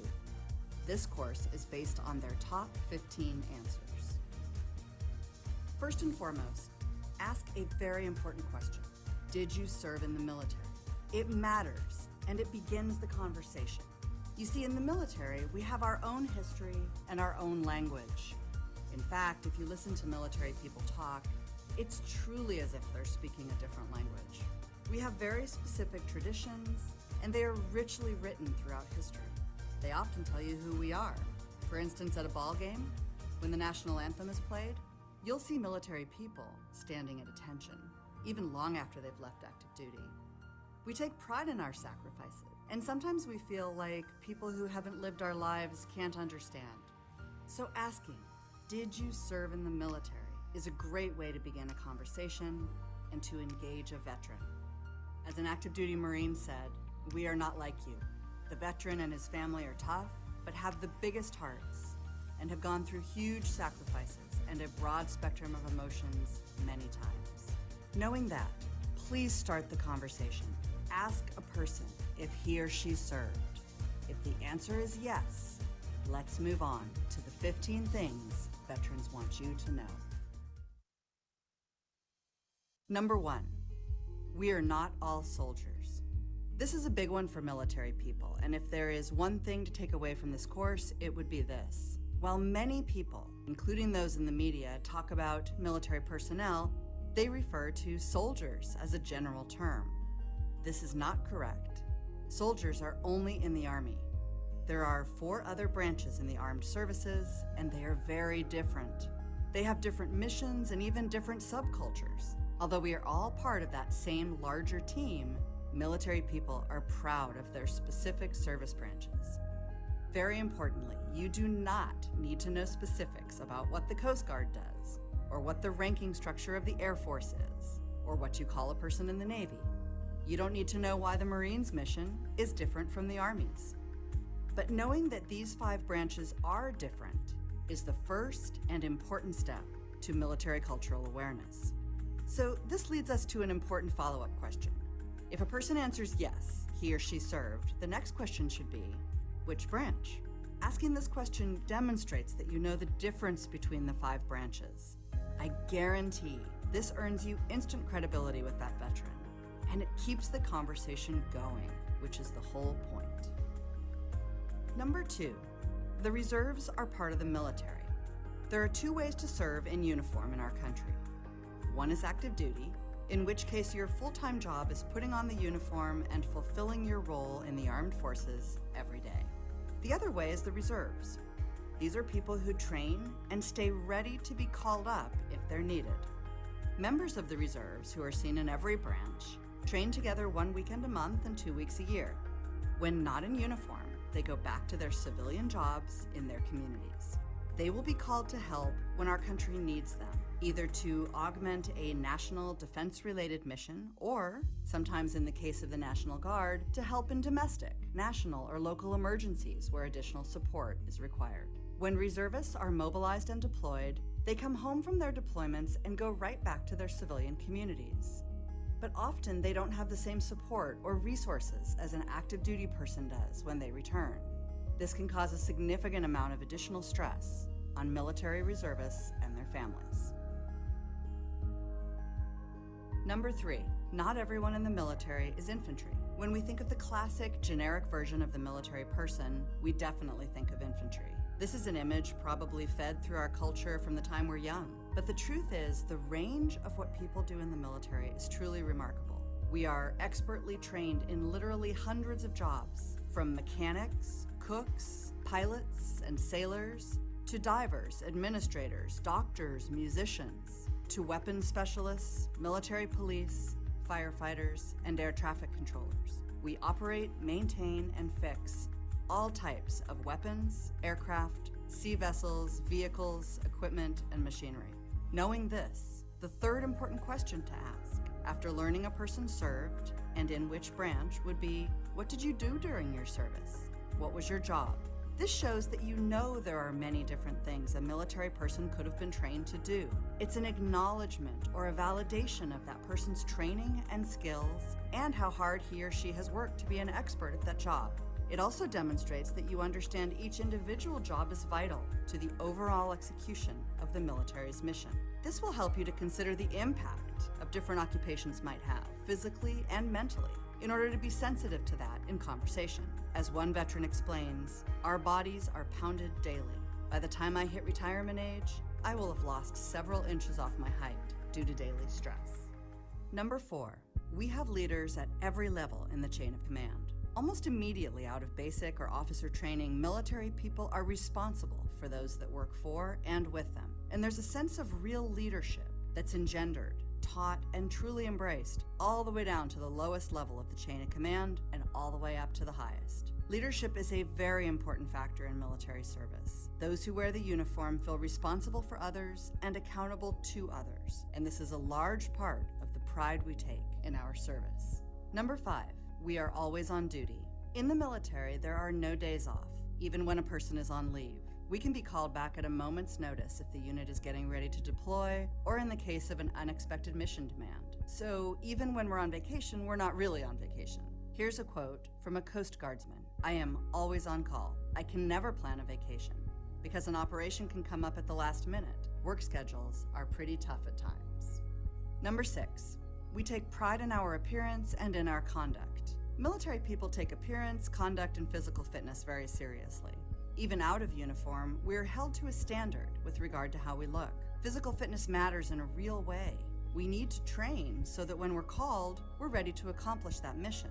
Likewise, we're responsible for maintaining a standard of conduct. In fact, active duty people are held to an actual code of military justice. It's a set of rules that governs military people, and we can be charged with crimes based on these rules and held accountable in court. Some people have perceptions about military people that maybe they're rigid based on the way they look. In fact, we like to think of ourselves not as rigid, but as proud. Simply stated, this is just the way we've been brought up, and we believe that these standards have a purpose. Number 7, we did not all kill someone, and those who have do not want to talk about it. This one doesn't need a lot of commentary. Unfortunately, this is a question that gets asked of our military veterans far too often. I realize people are just curious, but I hope this course will educate you to realize that this is not a question any military veteran wants to be asked. Whether he or she has lived through this or hasn't, it's not a question that should be asked of military veterans. Please don't ask us that, ever. Number 8, we do not all have PTSD.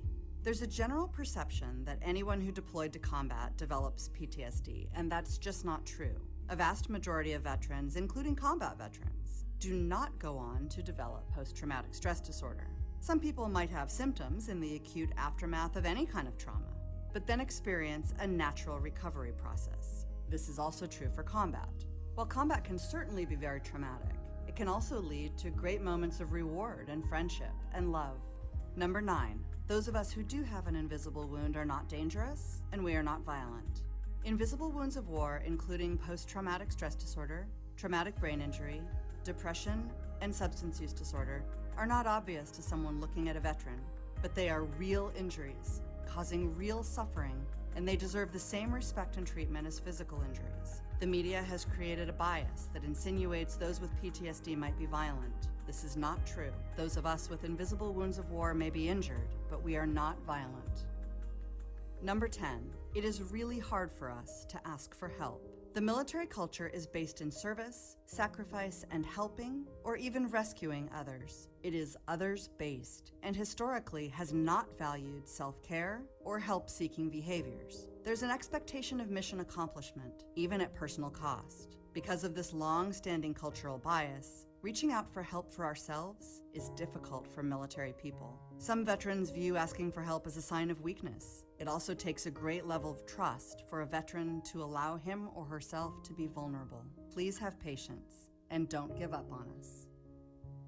Number 11, our military service changes us. That change is permanent, and that's okay. We wouldn't expect anything else. Like I said, it's a culture with its own traditions, rituals, language, standards, expectations, stigma, wonderful moments and horrible moments. It's unreasonable to think that a person will go through those experiences and be unchanged. Number 12, we differ in how much we identify with the military after we leave active duty. As in any culture, some people find themselves truly defined by their service and their association with the military. Others consider it part of their past and move on from it. If I'm getting to know a veteran, I like to ask these questions. How has your military service shaped you? How does it factor into how you define yourself now? Again, there's instant credibility in those questions, as it gives us a chance to see that you understand. We are all different, both while we serve and after we serve. Number 13, our families serve with us. Military families have some of the most challenging jobs in the world. They're subject to frequent separation from their loved ones and moving from place to place, sometimes every 2 or 3 years.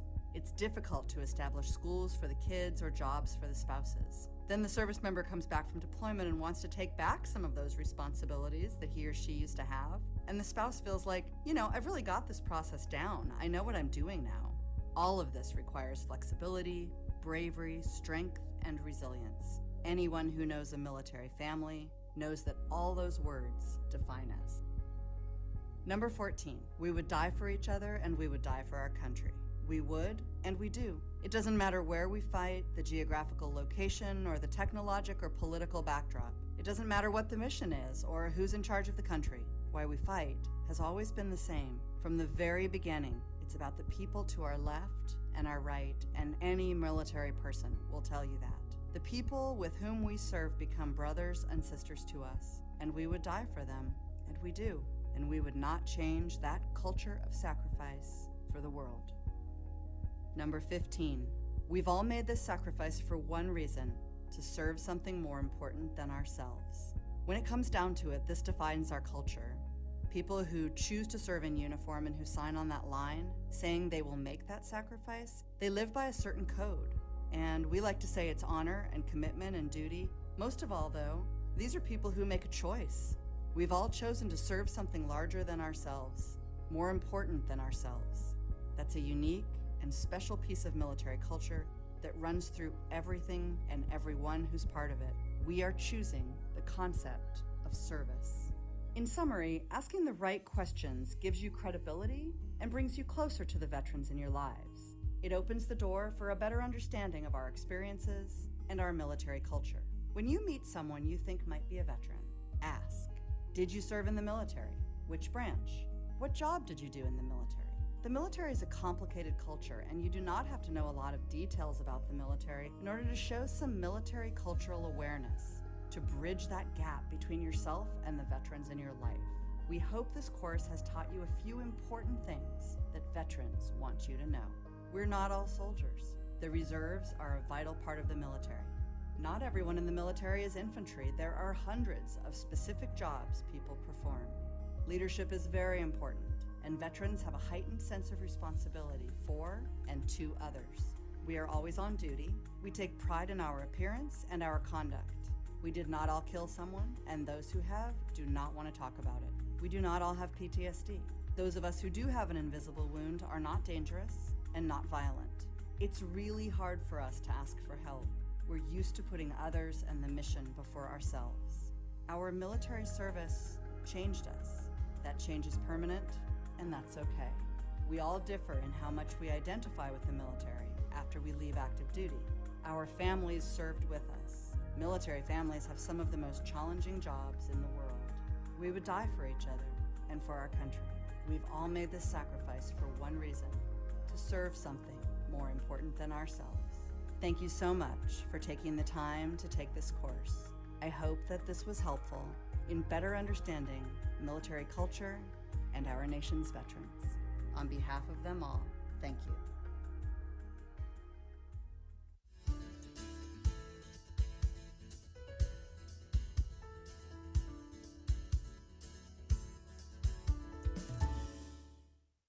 Welcome back. I hope everyone enjoyed their lunch. Our next speaker, I met this gentleman at Clear Path for Veterans at a summit meeting. I was putting out a presentation on problem gambling among veterans. Typically, I'll ask the audience, how many here have heard of problem gambling behavior among veterans? And I don't really see many hands. And Tyler raised his hand and offered some different scenarios that he had seen.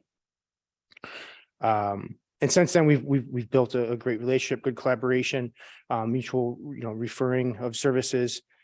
So without further ado, it's my great privilege to introduce Tyler Schwartz, Military and Family Readiness Specialist for the New York National Guard Family Program.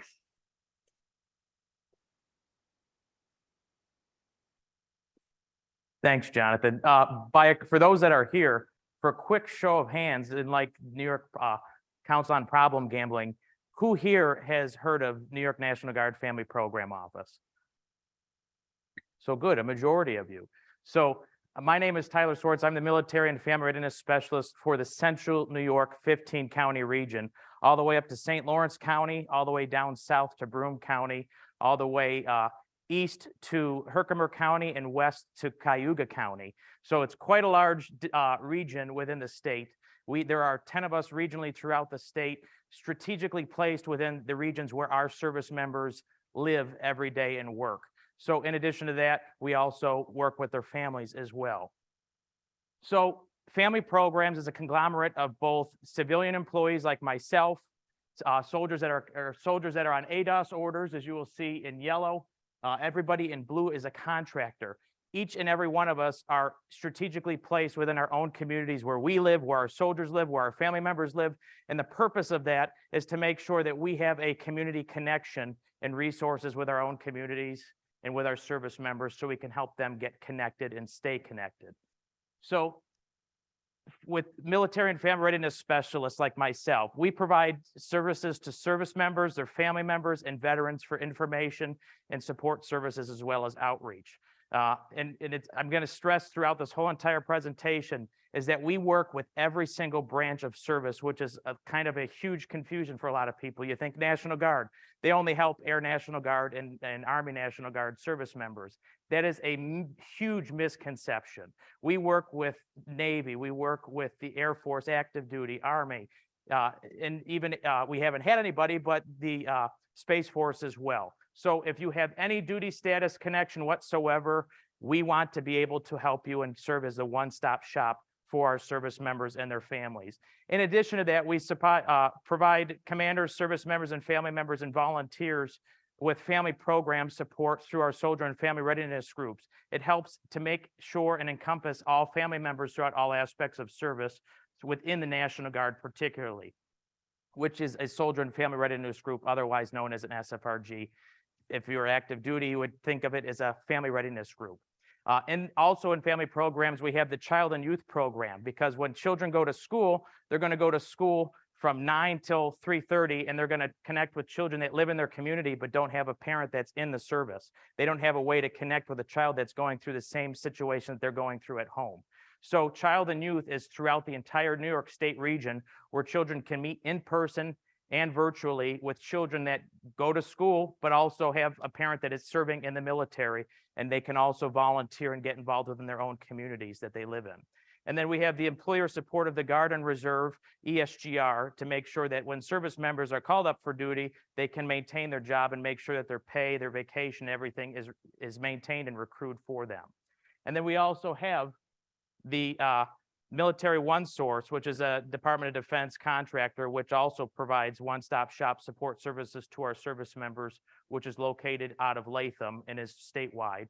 And then we also have the personal financial counselors. So this is within family programs, and I'm going to kind of lead on later on in the presentation of the community. But with family programs, we are all a one-stop shop, perfectly located in every single region throughout the state.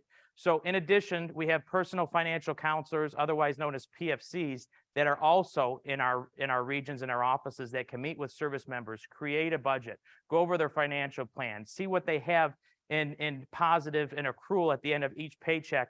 So if they want to save for a house, they want to buy a new car, they want to go on vacation, these soldiers can meet with these PFCs to be able to provide this information if they're not good with numbers or not good for money. In addition, with gambling, it helps to add on to that and help somebody become financially stable and have the devices at their fingertips in the armories where they drill, where some of them work at their AGR. We also have risk reduction and suicide prevention, R3SP program, which also hones in on the gambling prevention program. And then we also have transition assistance advisors who help with service members when they come to the National Guard. They help them find a job. They make sure that they can stay maintained and employed. They can help service members also find employment, work on their resumes, and when they come back, they can also make sure that they're transitioning back into civilian life normally. If they're having struggles, if they're having those gambling problems, those barriers that one might not face if they didn't serve, they're making sure that they're helping them, guide them through all programs. And then our Yellow Ribbon team, they also work with all of us to help collaborate in a community provider aspect to make sure that everybody is adjusting well post-deployment. So we are regionally throughout the state. Every single color in this region represents a different region in our state where a military and family readiness specialist is, as well as a PFC or an R3SP person. We live where our service members live. We connect with the community agencies that our service members can benefit from. So I'm in Central New York. All of the service members that I provide outreach to, everyone that I interact with on a daily basis, also lives and works in the community of which I live and work in. So it helps hone in on the comfortability, the approachability for all of us to make sure that the service members can get the care that they need within the community that they live in, so they don't have to go to Pennsylvania, Ohio, Florida to get services that they desperately need and deserve. So as a military and family readiness specialist, we are keyed to 8 essential services through the National Guard Bureau, through legal resources and referrals, financial resources and referrals, TRICARE. So even if a veteran is retired and they need help with services and getting connected to make sure that their insurance covers their prescription. I even got a phone call yesterday from a retired family member. I don't know where to go. My insurance is not going to cover my medication, and I need my heart medication or else I could pass away of a heart attack. What do I do? If this person wouldn't have gotten a hold of me, she would have gone a day on without her medication or had to pay out of pocket without getting connected to TRICARE. That's why we like to make sure that those of you who raised their hand are aware, but even more so, those who didn't raise their hand are now aware of family programs in our reach within our community. We also have crisis intervention with, if a service member comes to us, we have the ability to get them connected with behavioral health professionals. If need be, they can get command directed for assistance. But we also like to make sure that they address us as soon as possible to not make sure that the problem that they're having doesn't fester and become an even larger problem. Like the gentleman in the panel said earlier today, I didn't want to confess what was going on early on because I didn't want people to think different of me or for me to be command directed. If you sit on it, it festers, it can become a larger problem. So we want to make sure that our service members, both past and present, are aware of our services and availability to not only help you in the now, but also make sure that we prevent you from creating a larger problem in the future. We also have community information and outreach, such as going to ClearPath, meeting with our community agencies, such as Jonathan, ClearPath, the Onondaga Veterans Services, to make sure that that also grows our network of agencies to be able to provide and refer service members to. So if we don't do that, our service members are going to sit in their circle. They're going to call different agencies. They have to every place they call is giving a different answer. They don't know where to go and they fall through the cracks. So as a military and family readiness specialist, we like to practice the fact that we are the regional subject matter experts for the region of which we live in. And that way our service members don't have to call around to different agencies. They can come to my office. I have an open door policy. They can go to the regional office and where they live and make sure they get the resources that they so need. We also have the exceptional family member program. If a service member has a family member that has special needs and needs care, that they can register through Fort Drum or through downstate to make sure that their family members cared for through all transition purposes. And then the Emergency Family Assistance Center. So if there's a natural disaster or man-made disaster in New York State, Family Programs has the ability to go remote with our service members to make sure that there's continued care for they and their service members, or they and their family members, excuse me, throughout all duration of that mission. And then in addition to that, when a service member is deployed, every 30 days, a military and family readiness specialist reaches out to the family of that service member that they designate. So with deployments ongoing, we're outreaching every 30 calendar days to that family member saying, how are you doing? Do you need anything? This might be your first deployment. Do you have any questions or concerns that as a first time deploying family member, do you have any expectations or false hope? Or we want to make sure that they don't fall through the cracks as well, because even while the service members deployed and is serving our country, we want to make sure that that family member is also being served appropriately. We always tell our service members, you made the choice to join. Your family didn't. They were enlisted and they were brought into this involuntarily. So we always like to make sure that our families have the utmost care taken of them. So I, along with my other counterparts across the state, provide outreach to the service members' home of record in the county of which they live in full time.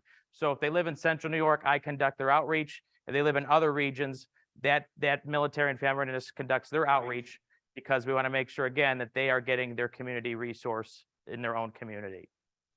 And if you need any of these, I also have them upstairs on the table for you and your service members.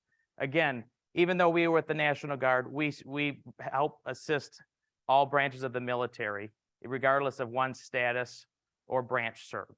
So we don't tell somebody, oh, you're with the Navy, we don't help you. That's not what we are. We are the National Guard Family Program Office. If you served, we are going to serve you and your family member, regardless of what your status is or what happened in your time. So, and this is why Jonathan wanted me to come in today and to speak with all of you today. So in our interactions in my time here in Central New York, I've through my outreach and my casework and connecting with my service members, every situation, every time I answer that call, I don't know what's going to be on the other end. I don't know if it's going to be a family member, a service member that's here stateside, somebody who's outside the continental United States, and I don't know what the dire need of their situation is going to be. In Central New York, as you'll see here in the map, this is from the National Council on Problem Gambling. Central New York has a very large centralized location of casinos in Central New York. Anybody can get in a car right now and be in a casino within 20 minutes in Central New York. That is a huge problem. It could be a potential huge problem for those that are at risk. But in addition to that, now with the legalization of online gambling, service members and their family members don't even have to get into a car. They can pull out their cell phone. They can download an app and they can have it at their fingertips and upload a bank account at any given time and be able to place bets on anything and anywhere in the country. Such as they said earlier, even places of colors of shoes that somebody could have on when they step up to bat. That is a concern. And in my outreach and my connection with community resources, I've had some issues with that with my service members and my veterans. One day I was sitting at my desk and I had a phone call from a woman. She goes, I haven't seen my husband in 3 weeks. I don't know where he is. All I know is that the money in my account keeps dwindling and that I think he might be at Turning Stone Casino and I don't know where he could possibly be. I've been there. I couldn't find him myself. The car hasn't returned home in the driveway in 3 weeks. What do I do? She goes, I know that he has friends that gamble and I know that he has younger friends that they claim they haven't seen him, but they too were at Turning Stone. Where do I turn? So my first thought is, how old is this individual? When is the last time that you made contact with them over the phone? And she said, when he left 3 weeks ago, I haven't been able to get a hold of him. His phone's dead. It goes right to voicemail. So my first thought of is, well, we can't really necessarily put out a search for this individual because it's calling from the family member and I don't have that permission of that service member to call the casino and say, is this person here? because we don't reach out on service members' behalf without their written consent and permission. So I worked with the spouse. I made sure that she was able to pinpoint that he was in the casino. She drove through and actually his car was in the parking garage and had not moved. She's spoken with the security guard. So the concern was, how do we get the service member outside, or this veteran outside of the casino and to return home, to also make sure that cognitively he's taken care of and is okay. So we coordinated through the county adult protective services, because it turned out that he had a memory cognitive issue and that he was influenced by others and giving them money, and he was sitting with them at the casino table, giving them money out of his own account, and was sitting there because he enjoyed the winnings and the game of chance without really having to do much. And it was, for him, it was a social being because he liked being around his friends who also gambled.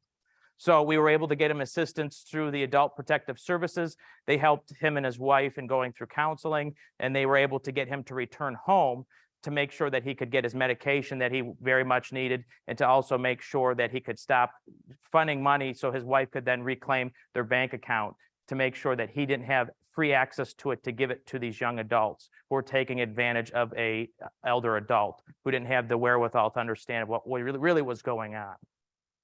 And then another time with our service members, they often like games of chance, and they sit and they play cards. You can go into a company office, and sometimes, especially within the past 2 weeks, everybody's talking about, oh, I want to hit it big with the Powerball, $2 billion. It's the largest it's ever been in history. You can walk in and people will be talking about the lottery. They could have lottery tickets on the table, on their desk. It's not uncommon. But we have service members who oftentimes face financial crises in their time. They have never deployed. They're a young service member. They don't have a great job. They don't have any formal education, but they want to make money. They want to do well by themselves to support their family members.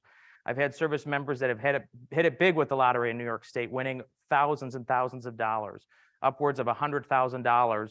And they get in the spirit of giving because they like to take care of others before they take care of themselves. And before they know it, the $100,000 is out the window. They didn't get any bit of it. Their parents' mortgage, their friends' mortgage is paid. Their car payments are up to due. All their debts are paid off, but their own rent is 3 weeks behind, or 3 months behind. Their car is going to be repossessed, and they haven't fed themselves in weeks.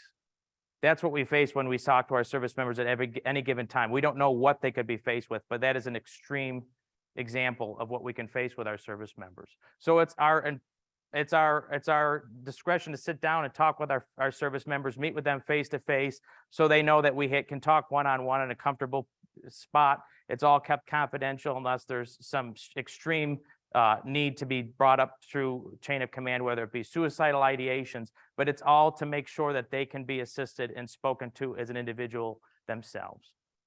So, and this is when I sit down with my service members. I have a theory that I call the onion theory. When you sit down and you talk to a person, you see them as they're human, just like you and I are. But the more and more you talk to them, the more you peel back of that onion. You get to different layers. You get to see that they might have generational trauma. They might have situation at home that they don't necessarily feel comfortable in talking about. And that is what puts that whole onion together. But layer by layer, you pull it back and you realize that these things are attributing and contributing to their daily trauma and their daily stress as to why they get in these types of situations. Financial needs. They don't feel comfortable at home, so they like to go out and like to go to the casinos because that's where they feel comfortable. It's a way of making friends with people. The more and more you pull back from that, you realize, okay, they not only need that, they need a counseling service because they don't feel comfortable at home. They don't feel as if they can connect to somebody. So you can refer them to a senior behavioral health specialist. They might need food, so you can refer them to a food insecurity shelter within your own agency. And oftentimes, if they don't have a car available, there's delivery services. So that way you can get them fed as well. Sometimes you might have a service member that they've foreclosed on their home, or they've been kicked out and evicted from their apartment. So you can find emergency shelter for them because they've been gambling the only money they have to try to hit it big so they can pay for their rent and their back owed debts. You can, and the more and more you talk to them, you realize there's other things that then, if you put it all back together, it creates this whole overarching issue. And if you didn't have this conversation with them, you wouldn't know what's going on in their life. And I was brought attention to this quote yesterday: beneath every behavioral, there is a feeling. And beneath each feeling is a need. And when we meet that need, rather than focus on the behavior, we begin to deal with the cause, not the symptom. So the more and more you break it down, you realize that there's a cause behind all of these things. And the more and more you talk to them, you can create a symptom and create a solution to all those symptoms to create the larger, bigger problem and address it appropriately through that community network of agencies. So in speaking with these service members, you realize, okay, there is a financial need. Their rent is back paid. And if they're not as negligent, such as having given all their money away, there are community agencies that will see the situation as it is and say, okay, this service member does have an email stating, well, you've been evicted from your apartment because of your negligence to pay. There are agencies that will give grants to service members with that proof of need, as well as their LESs, making sure that they have a formal income to make sure that they are responsible. They've just fallen on hard times, as well as if they have a utility bill that has gone unpaid. They can make sure that they can address that to pay that in full, because it takes away from the pressures and the sociological push of, I don't want people to know that I'm struggling. These agencies are out there to help you to be able to pay those bills, to make sure that the needs are met.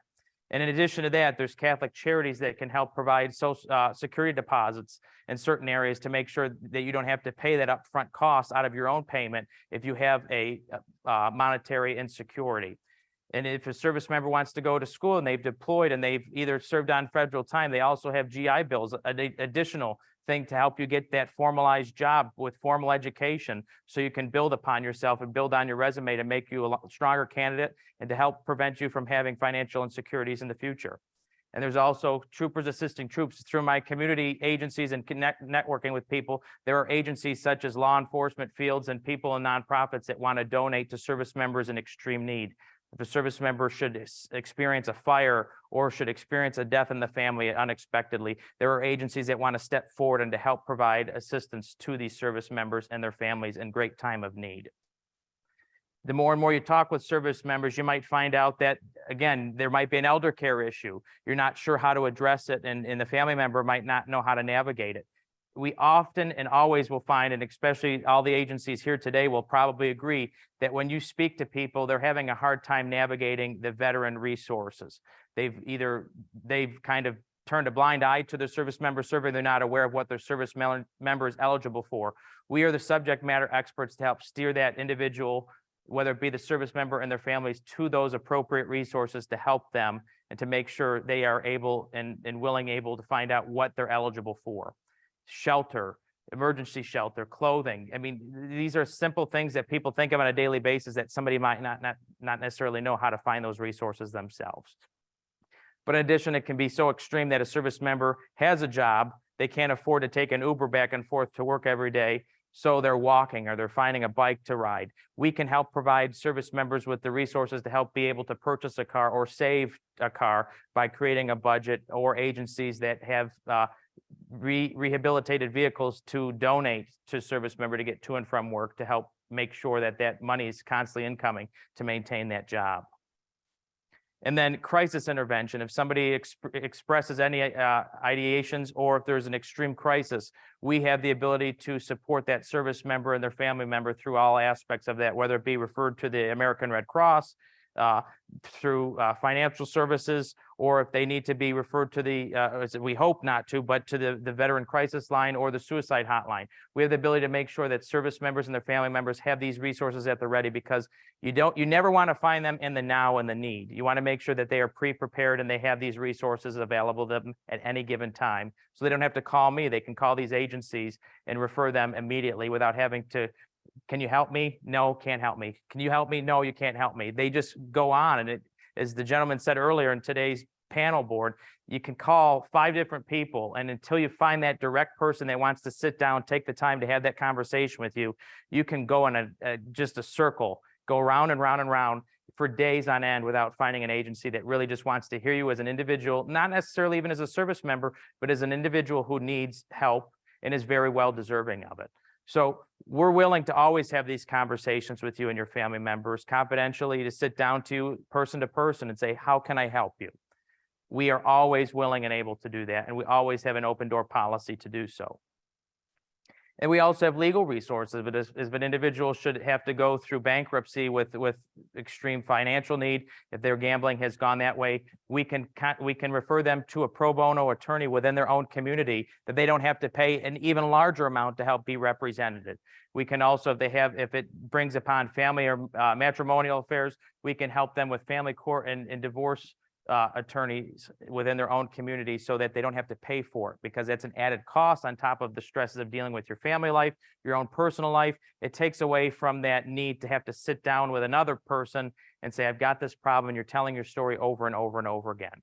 We are there to listen, to help refer you to these agencies so you don't have to call and tell your story every single time you call somebody looking to see if you can get help just to be told no. So we are very much involved within our communities, constantly going to events and meeting with people, because we want to make sure that when you call, we're at the ready and we have the resources available to you and your family members.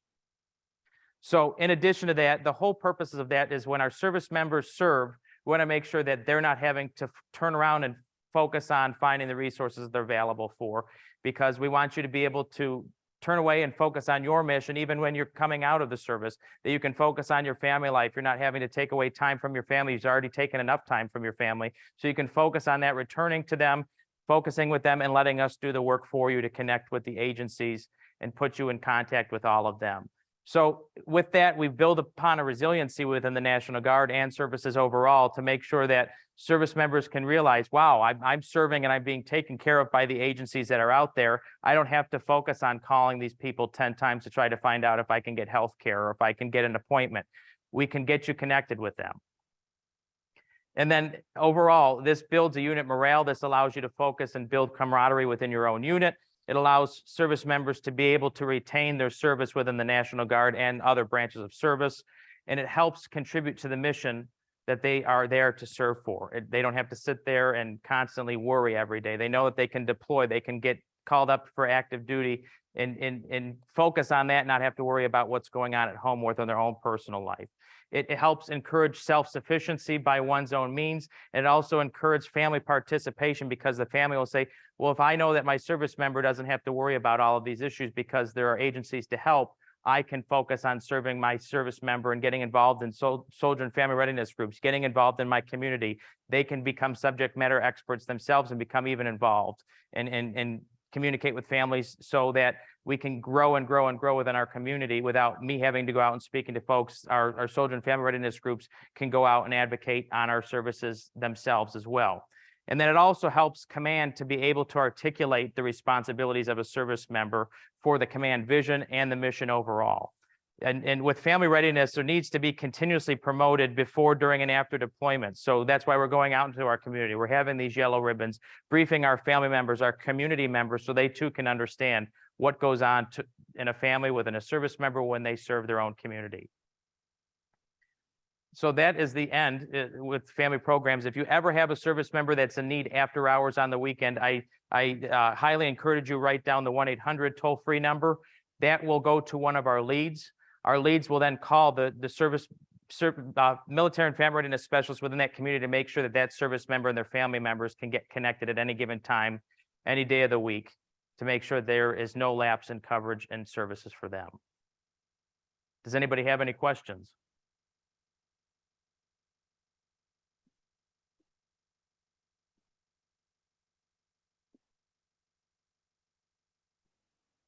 Plenty of time for questions. I know there's a question out there. How about in the chat? Anything in the chat?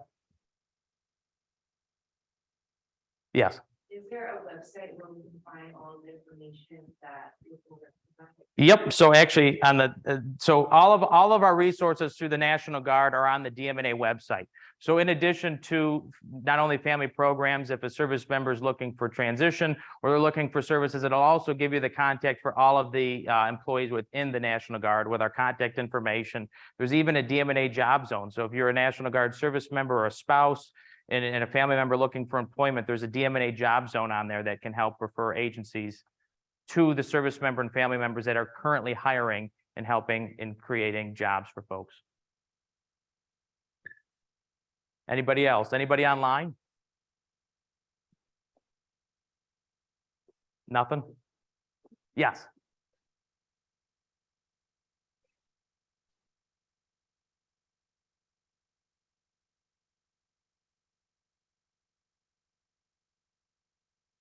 Yep. So then the question was if we are connected with a service member that lives in another state. So there are family programs throughout the country and in all U.S. territories as well. So in some states, they call them a soldier and family readiness group. So, and with soldiers that are even deployed currently with the National Guard, they might be an add-on from another state, say Pennsylvania or Maine in Vermont. So in conducting the outreach, the outreach is going to be conducted by a military and family readiness specialist in New York State. If we find somebody that through even in our community connection with folks, we can refer them to the soldier and family readiness group person within that particular state. So for example, I connected with somebody at the New York State Fair in September, and she was aware of a caretaker in Cape Cod, Massachusetts. Her brother was in the Air Force. She didn't know who to turn to, but this woman was elderly. Her brother was elderly and also disabled due to service connection. And she was having to sleep on her couch on a nightly basis because her brother needed to be in a bed. She didn't know where to turn to. And so I called and spoke to the sister, got her connected with my counterpart in the Cape Cod region, not only just in Massachusetts, but particularly in Cape Cod where she lived, who then was able to get her connected with the Cape Cod, the Onassis VA and Vet Center to help her get resources and actually have her brother put into a facility where he could get around the clock care and she could resume and take care of herself and have her own bed back. So those are the types of situations. We're constantly networking with people, and if they need to be connected with their own state, we'll not only connect them with the state, but their own county as well.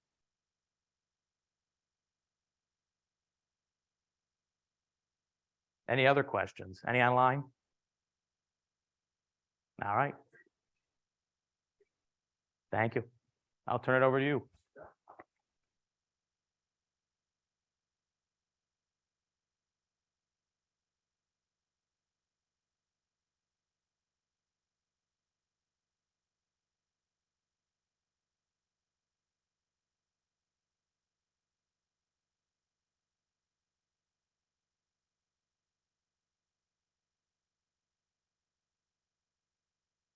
I think, especially with what Tyler does, this shows the team effort that it takes when we're working with the veteran population.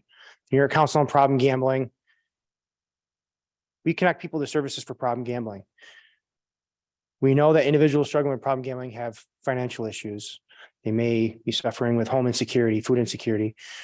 That's where all of you that are here today that have essentially agreed by coming here, by showing up, that you care about this issue. This is where you come in. This is where all of our collaboration comes from. And I appreciate each and every one of you for being here and working with us, because we can't do it by ourselves. This is a very complex issue, but it's an issue that we're making great strides with, and we're going to continue to do so. And we can't do that without you. A couple housekeeping items. You can see on the screen, this is the QR code for Tyler's presentation. Feel free to snap a picture and take the evaluation if you would like CEUs. My follow-up, my commitment to you after this conference is to email you with the email addresses that you provided when you registered, either through Eventbrite for in-person or via Zoom for virtual, to send out an email to everybody with the links. So if you don't have the opportunity to scan them now, we'll get them to you and we can get your CEUs to you as well. The other thing I'll mention is if you are in person and you did not sign back in after lunch, please do so at the table as you leave. There's 2 spots. That's just to keep track of the fact that you attended both morning and afternoon sessions. Are there any questions or comments from either online or from the audience here in person? Yes.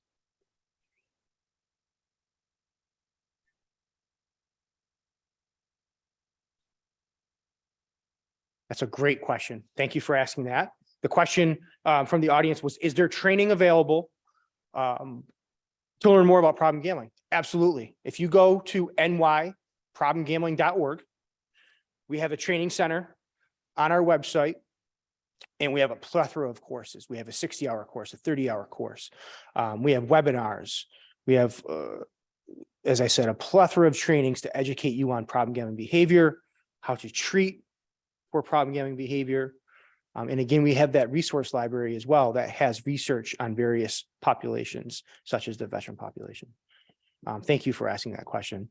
And if you haven't done so already, please reach out to Colleen Jones. She is our director of training and communication. She can get you added to our listserv so you can get all of our announcements. They probably do that online, right, Colleen? So you can go online, nyproblemgambling.org, register to be on our listserv and get announcements to all of our trainings. Any other questions or comments? What's one thing that you learned today? We can just start from left to right.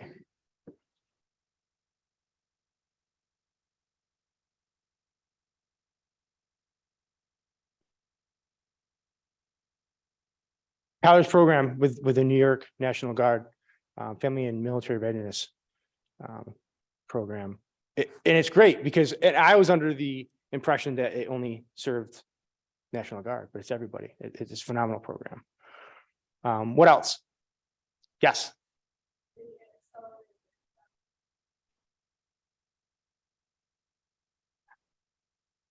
From the audience, the accelerated rate or the correlation between problem gambling and suicide. Audience didn't, I'm sure watching online, the audience didn't realize it was that high. And Cindy, I'm sorry, I have to draw attention to yourself. Cindy was recently awarded Military Spouse of the Year. I just want to bring recognition to that. I'm sorry to put you on the spot. I just had to. I met Cindy several years ago, doing great work. Congratulations. I wanted to.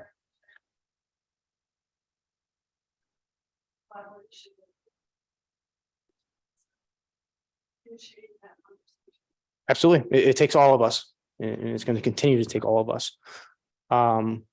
Any other questions or comments?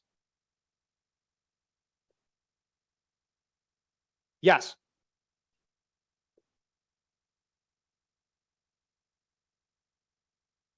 Yes.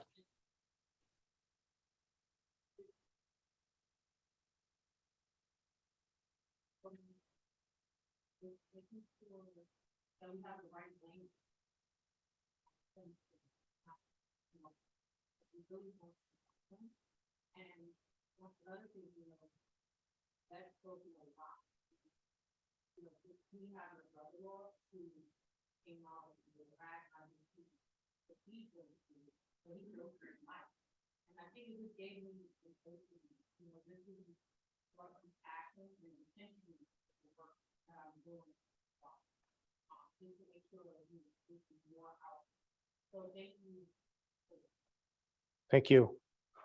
For everyone that's online, Venus Moore, a team leader, Bronx Problem Gambling Resource Center, she stated she does a lot of work with the BIPOC population and the Hispanic population as well. And this conference has just shown her essentially, encourage her to do more outreach. And my commitment is to reach out to you in the upcoming year to collaborate on our populations and doing more outreach. What else did people learn? Anything from the chat? I know we have one lady. Yes, ma'am. Absolutely.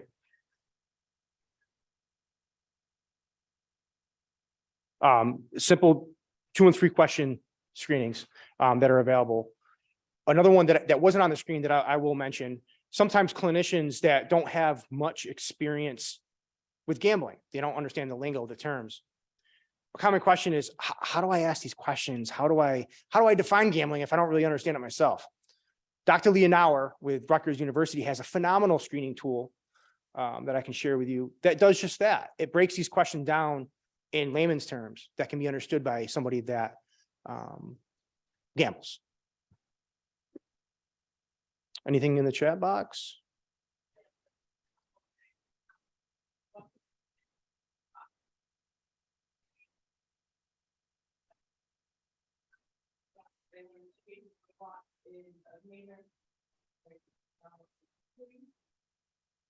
We have said that they want to be out the military and family residence specialists in their area to provide them, because they need to find all this. Yes.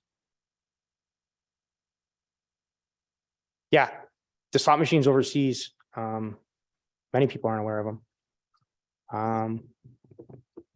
And as we've seen today, they are causing issues. And something in the video, they had mentioned a congressman essentially, creating a bill in the name of Aaron Walsh. There's still slot machines overseas. So although there's good intentions, there's still a lot of work to be done. Yes.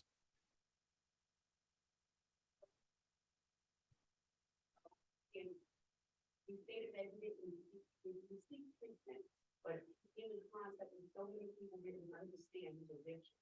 And so he didn't feel like he received the services. So this is why it's so important that clinicians actually train on gambling, because there's so many people that struggle with this addiction.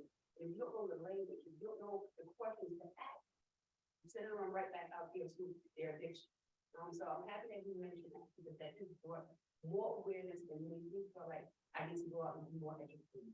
I need to let clinicians know that this addiction does really exist. And these questions need to be asked. So thank you for mentioning that.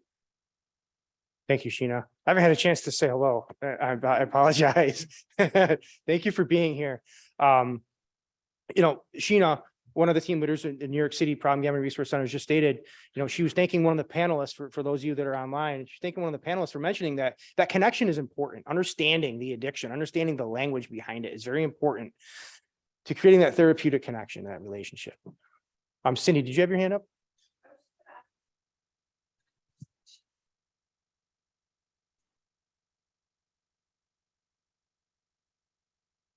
If you can find it, please. So Dave, myself, and some others were part of the military community for the National Council on Problem Gambling. And some of the work that we do is, we carry it over from New York and then bring it to the national level.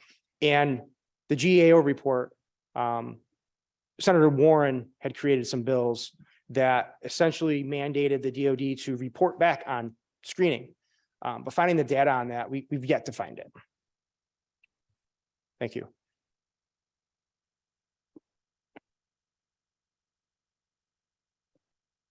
Any other questions or comments?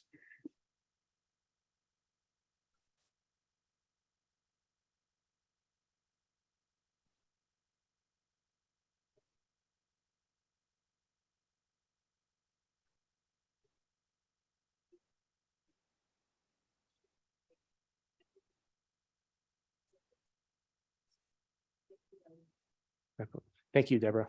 Appreciate it. In my experience, the panel discussions are the most impactful. Hearing that lived experience, I feel that we all can learn a lot from individuals that have that lived experience. And in return, in my opinion, it helps them with the recovery. I thought I saw a hand go up.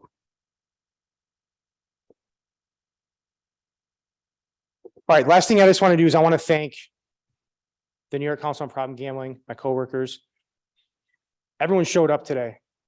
This is how passionate the individuals that I work with are. We have people from each corner of the state that are here. Everyone's here supporting this effort. Frankly, I'm blessed. So it wasn't a Jonathan Crandall. It was the entire New York Council on Problem Gambling coming together and putting this conference on. I just so happened to be standing in front of you. So I just want to recognize everyone with the New York Council on Problem Gambling. Thank you very much for all your help. The planning committee, my commanding officer, Jim Maney, with just giving me the autonomy and the vision to do this. All right. So next, first conference, as a planning committee, we wanted to develop an award. And this is huge for the New York Council on Problem Gambling because we haven't given an award in 16 years. This is the first award being delivered. the very first conference. We saw the importance of it. And I forgot my notes real quick. Damn.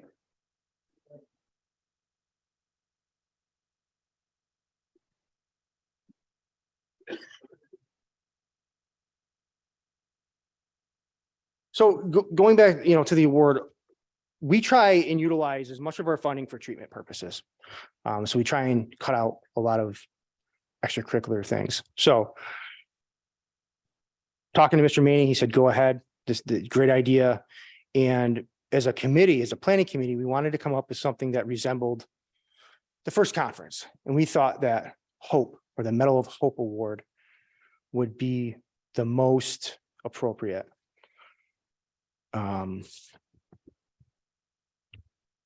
Hope is an optimistic state of mind that is based on an expectation of positive outcomes with respect to events and circumstances in one's life or the world at large. The word hope, that little word, has so much power behind it. Hope structures your life in anticipation of the future and influences how you feel in the present, similar to optimism. Hope creates a positive mood about an expectation, a goal, or a future situation. Such mental time travel influences your state of mind and alters your behavior in the present. It alters your behavior in the present. It changes nothing from the past, but it ensures for a greater future. And when I think of hope, there's a couple of words that I thought of. Advocacy. I feel that advocacy is rooted in hope. Perseverance. Many individuals that utilize hope have accomplished and overcome great things. Service. Again, with true military fashion, putting others before themselves. Dedication. And again, selflessness. So this year's award recipient, I met when I a couple years ago, I again was tasked with heading up the veteran project. And I initially started reaching out to individuals that I knew were already in the field. This individual essentially took me under his wing and helped guide me where to go, and really get good solid footing in the field. The individual does work in this field as a volunteer. It's not their full-time job. And it's for exactly what they stated earlier today, is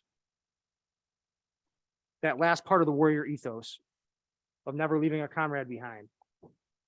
So I'm sorry about the noise. I just want to break this out of the box because it's beautiful. But without further ado, I would like to present the Medal of Hope Award to Mr. David Yeager.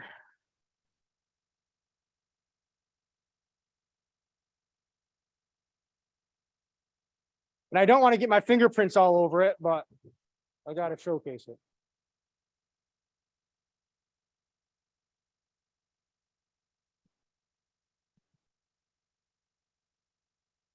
Dave, thank you very much for everything that you've done. I call Dave a pioneer. He always corrects me and says no. But I view Dave as a pioneer in this field and in recovery of problem gambling and the work that he does for veterans and active duty service members. Let me forward the slide. He's the host of the Fall On podcast. You can scan the QR code to get links to his podcast. Say in a few words, put you on the spot. First of all, I had no clue, so holy mackerel. I look around here today and it feels so good that everybody sitting here has an interest in people like me. People that have struggled with a gambling addiction as part of an organization that doesn't understand or want to engage fully yet in what this really is. And the fact that you're out there and these voices are being heard and these voices are getting stronger these voices are getting stronger. Honestly, I just want to turn this over and hand it back to you, but I can't. It has my name on it. I've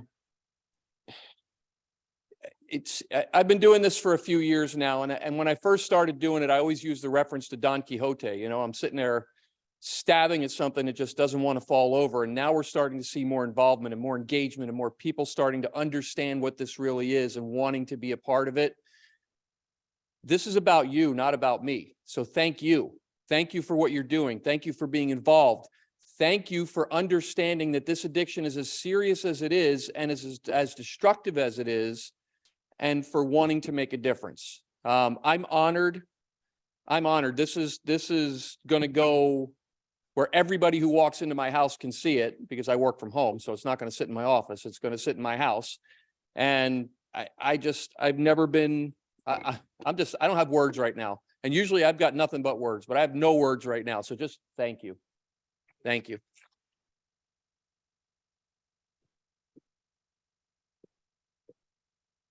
What's that?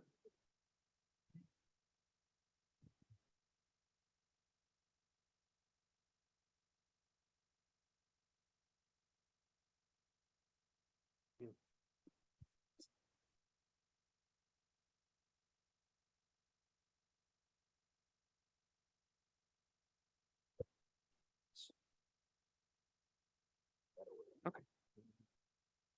Awesome. Thank you.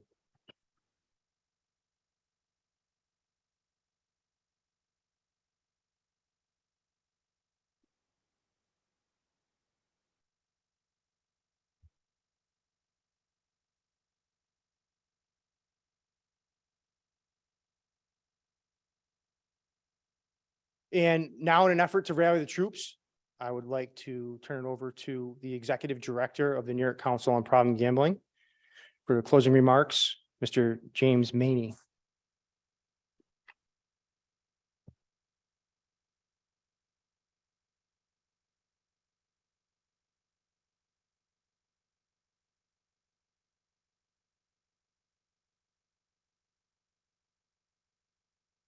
Good afternoon, everybody.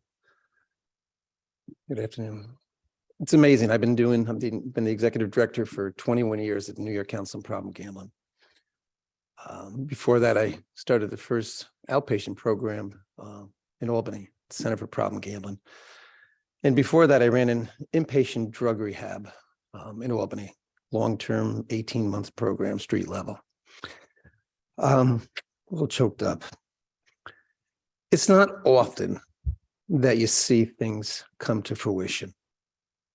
It's not often that things work out really, really well. John started a couple of years ago and said, John, basically do something with veterans. I don't mean to put it cavalier like that, but that's what we said. We had no plan, no idea, no concept. And John said, sure, I'm a veteran. I got passion for veterans. And he went to work. And we stayed out of his way, basically, and which was a smart move on our part. He takes no prisoners, and he's been a model in advocacy, in caring for folks that have issues, caring for folks that have problem gambling issues, people like himself in the military. He shared with me how far he often goes, how often he talks to folks around the clock. Folks not only just in New York, but throughout the world. And what's amazing to me about this is in a short period of time, a short period of time, the success that he and we and you have had in this. But I will say there is so much work to do. And I'm also saddened to say, what the hell have I been doing for 21 years if there's so much work to be done in this population and we haven't done it? So it's also been a kick in the butt for me as the leader of this organization that we have not dedicated time, energy, or resources into an area that, as we learned today, even though I knew the figures before, that it really internalized how high the prevalence is for military veterans, problem gambling, and suicide. And my commitment to you, John, you, and the rest is that we will dedicate more time, more energy, more effort in this issue. And we've been blinded by not doing enough work here. And I will share with you that will be a commitment from the New York Council on Problem Gambling. And we will advocate from the governor's office on down. We will advocate to every person we can. Every time I see the word drug addiction, substance abuse addiction, we will put gambling in there. Every time there's a screen for anything for alcohol and substance abuse by any organization, we will get gambling in there. And that will be our tireless effort. So I just want to thank you. I really, from the bottom of my heart, thank you for what you're doing, because I know, even though I've been doing this a long time, that I cannot turn my back ever again on this, and neither can you. Once we learn about something, once we are confronted it in the face, that we can never look at it again the same way. And if you think about it, what we've been able to do in 1 year, where this will go, it's amazing. And you think about it, this beautiful place that was offered to us today to start this journey on making a difference in which we can make a tremendous difference in helping people. Everything that we do is for one reason, is care and concern about another human being, a suffering person, their families. We've all seen it. We know what it looks like. It's our responsibility. It's our job. It's our commitment to do that. And I thank you for what you're going to do. And I thank you for where you're going to take this. And hopefully every time there's a conversation about veterans, we'll talk about gambling too. And we'll talk about the facts and the figures. And we'll have conversations with everybody about it. That's what we need to do. And that's what we will do. And next year when we come back, I don't know where we're going to have this. We'll have more people. And to use a little term, we'll have more soldiers. And we need more soldiers in this. We need more people on the ground. We need more communication. We need more ads. We need public awareness. We need prevention. We need more treatment. We need education. That's what we have to do. And that's what our commitment will do. And the last thing I will share about this is John, what he's been able to do has really been successful. And we're using that model of really working with underserved populations and really dedicating our time, energy, and commitment to that. And we'll be doing it in other areas for folks that do not have a voice. And we will become that voice, and we'll be loud, and we will be heard. You know why? Because we got a lot of folks now. We got a lot of strong people that I met today, passionate people, caring people. And that's what a movement is. A movement starts with an idea, but the idea always starts with a heart, a care, a love. That's what a movement is. And this is what this is. You can feel it, you can sense it. And the people that have been involved and the help that is available. So I just want to reach out and thank everybody that attended today, the folks that worked their butts off on this, the people that spoke, the people that listened, the people online, folks that allowed us to use this beautiful place. For each and every one of us, it's a start. I think it's going to be a great journey. I think we're going to be together, and I think next year we're going to have more folks. We're going to make this sucker so good that our passion's going to show, and people want to get on ride. They want to get on ride in this, I'm telling you.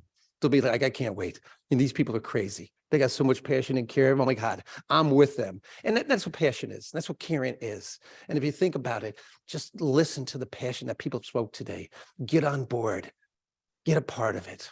So once again, in closing, thank you very much. And John, thank you. Congratulations. It was wonderful.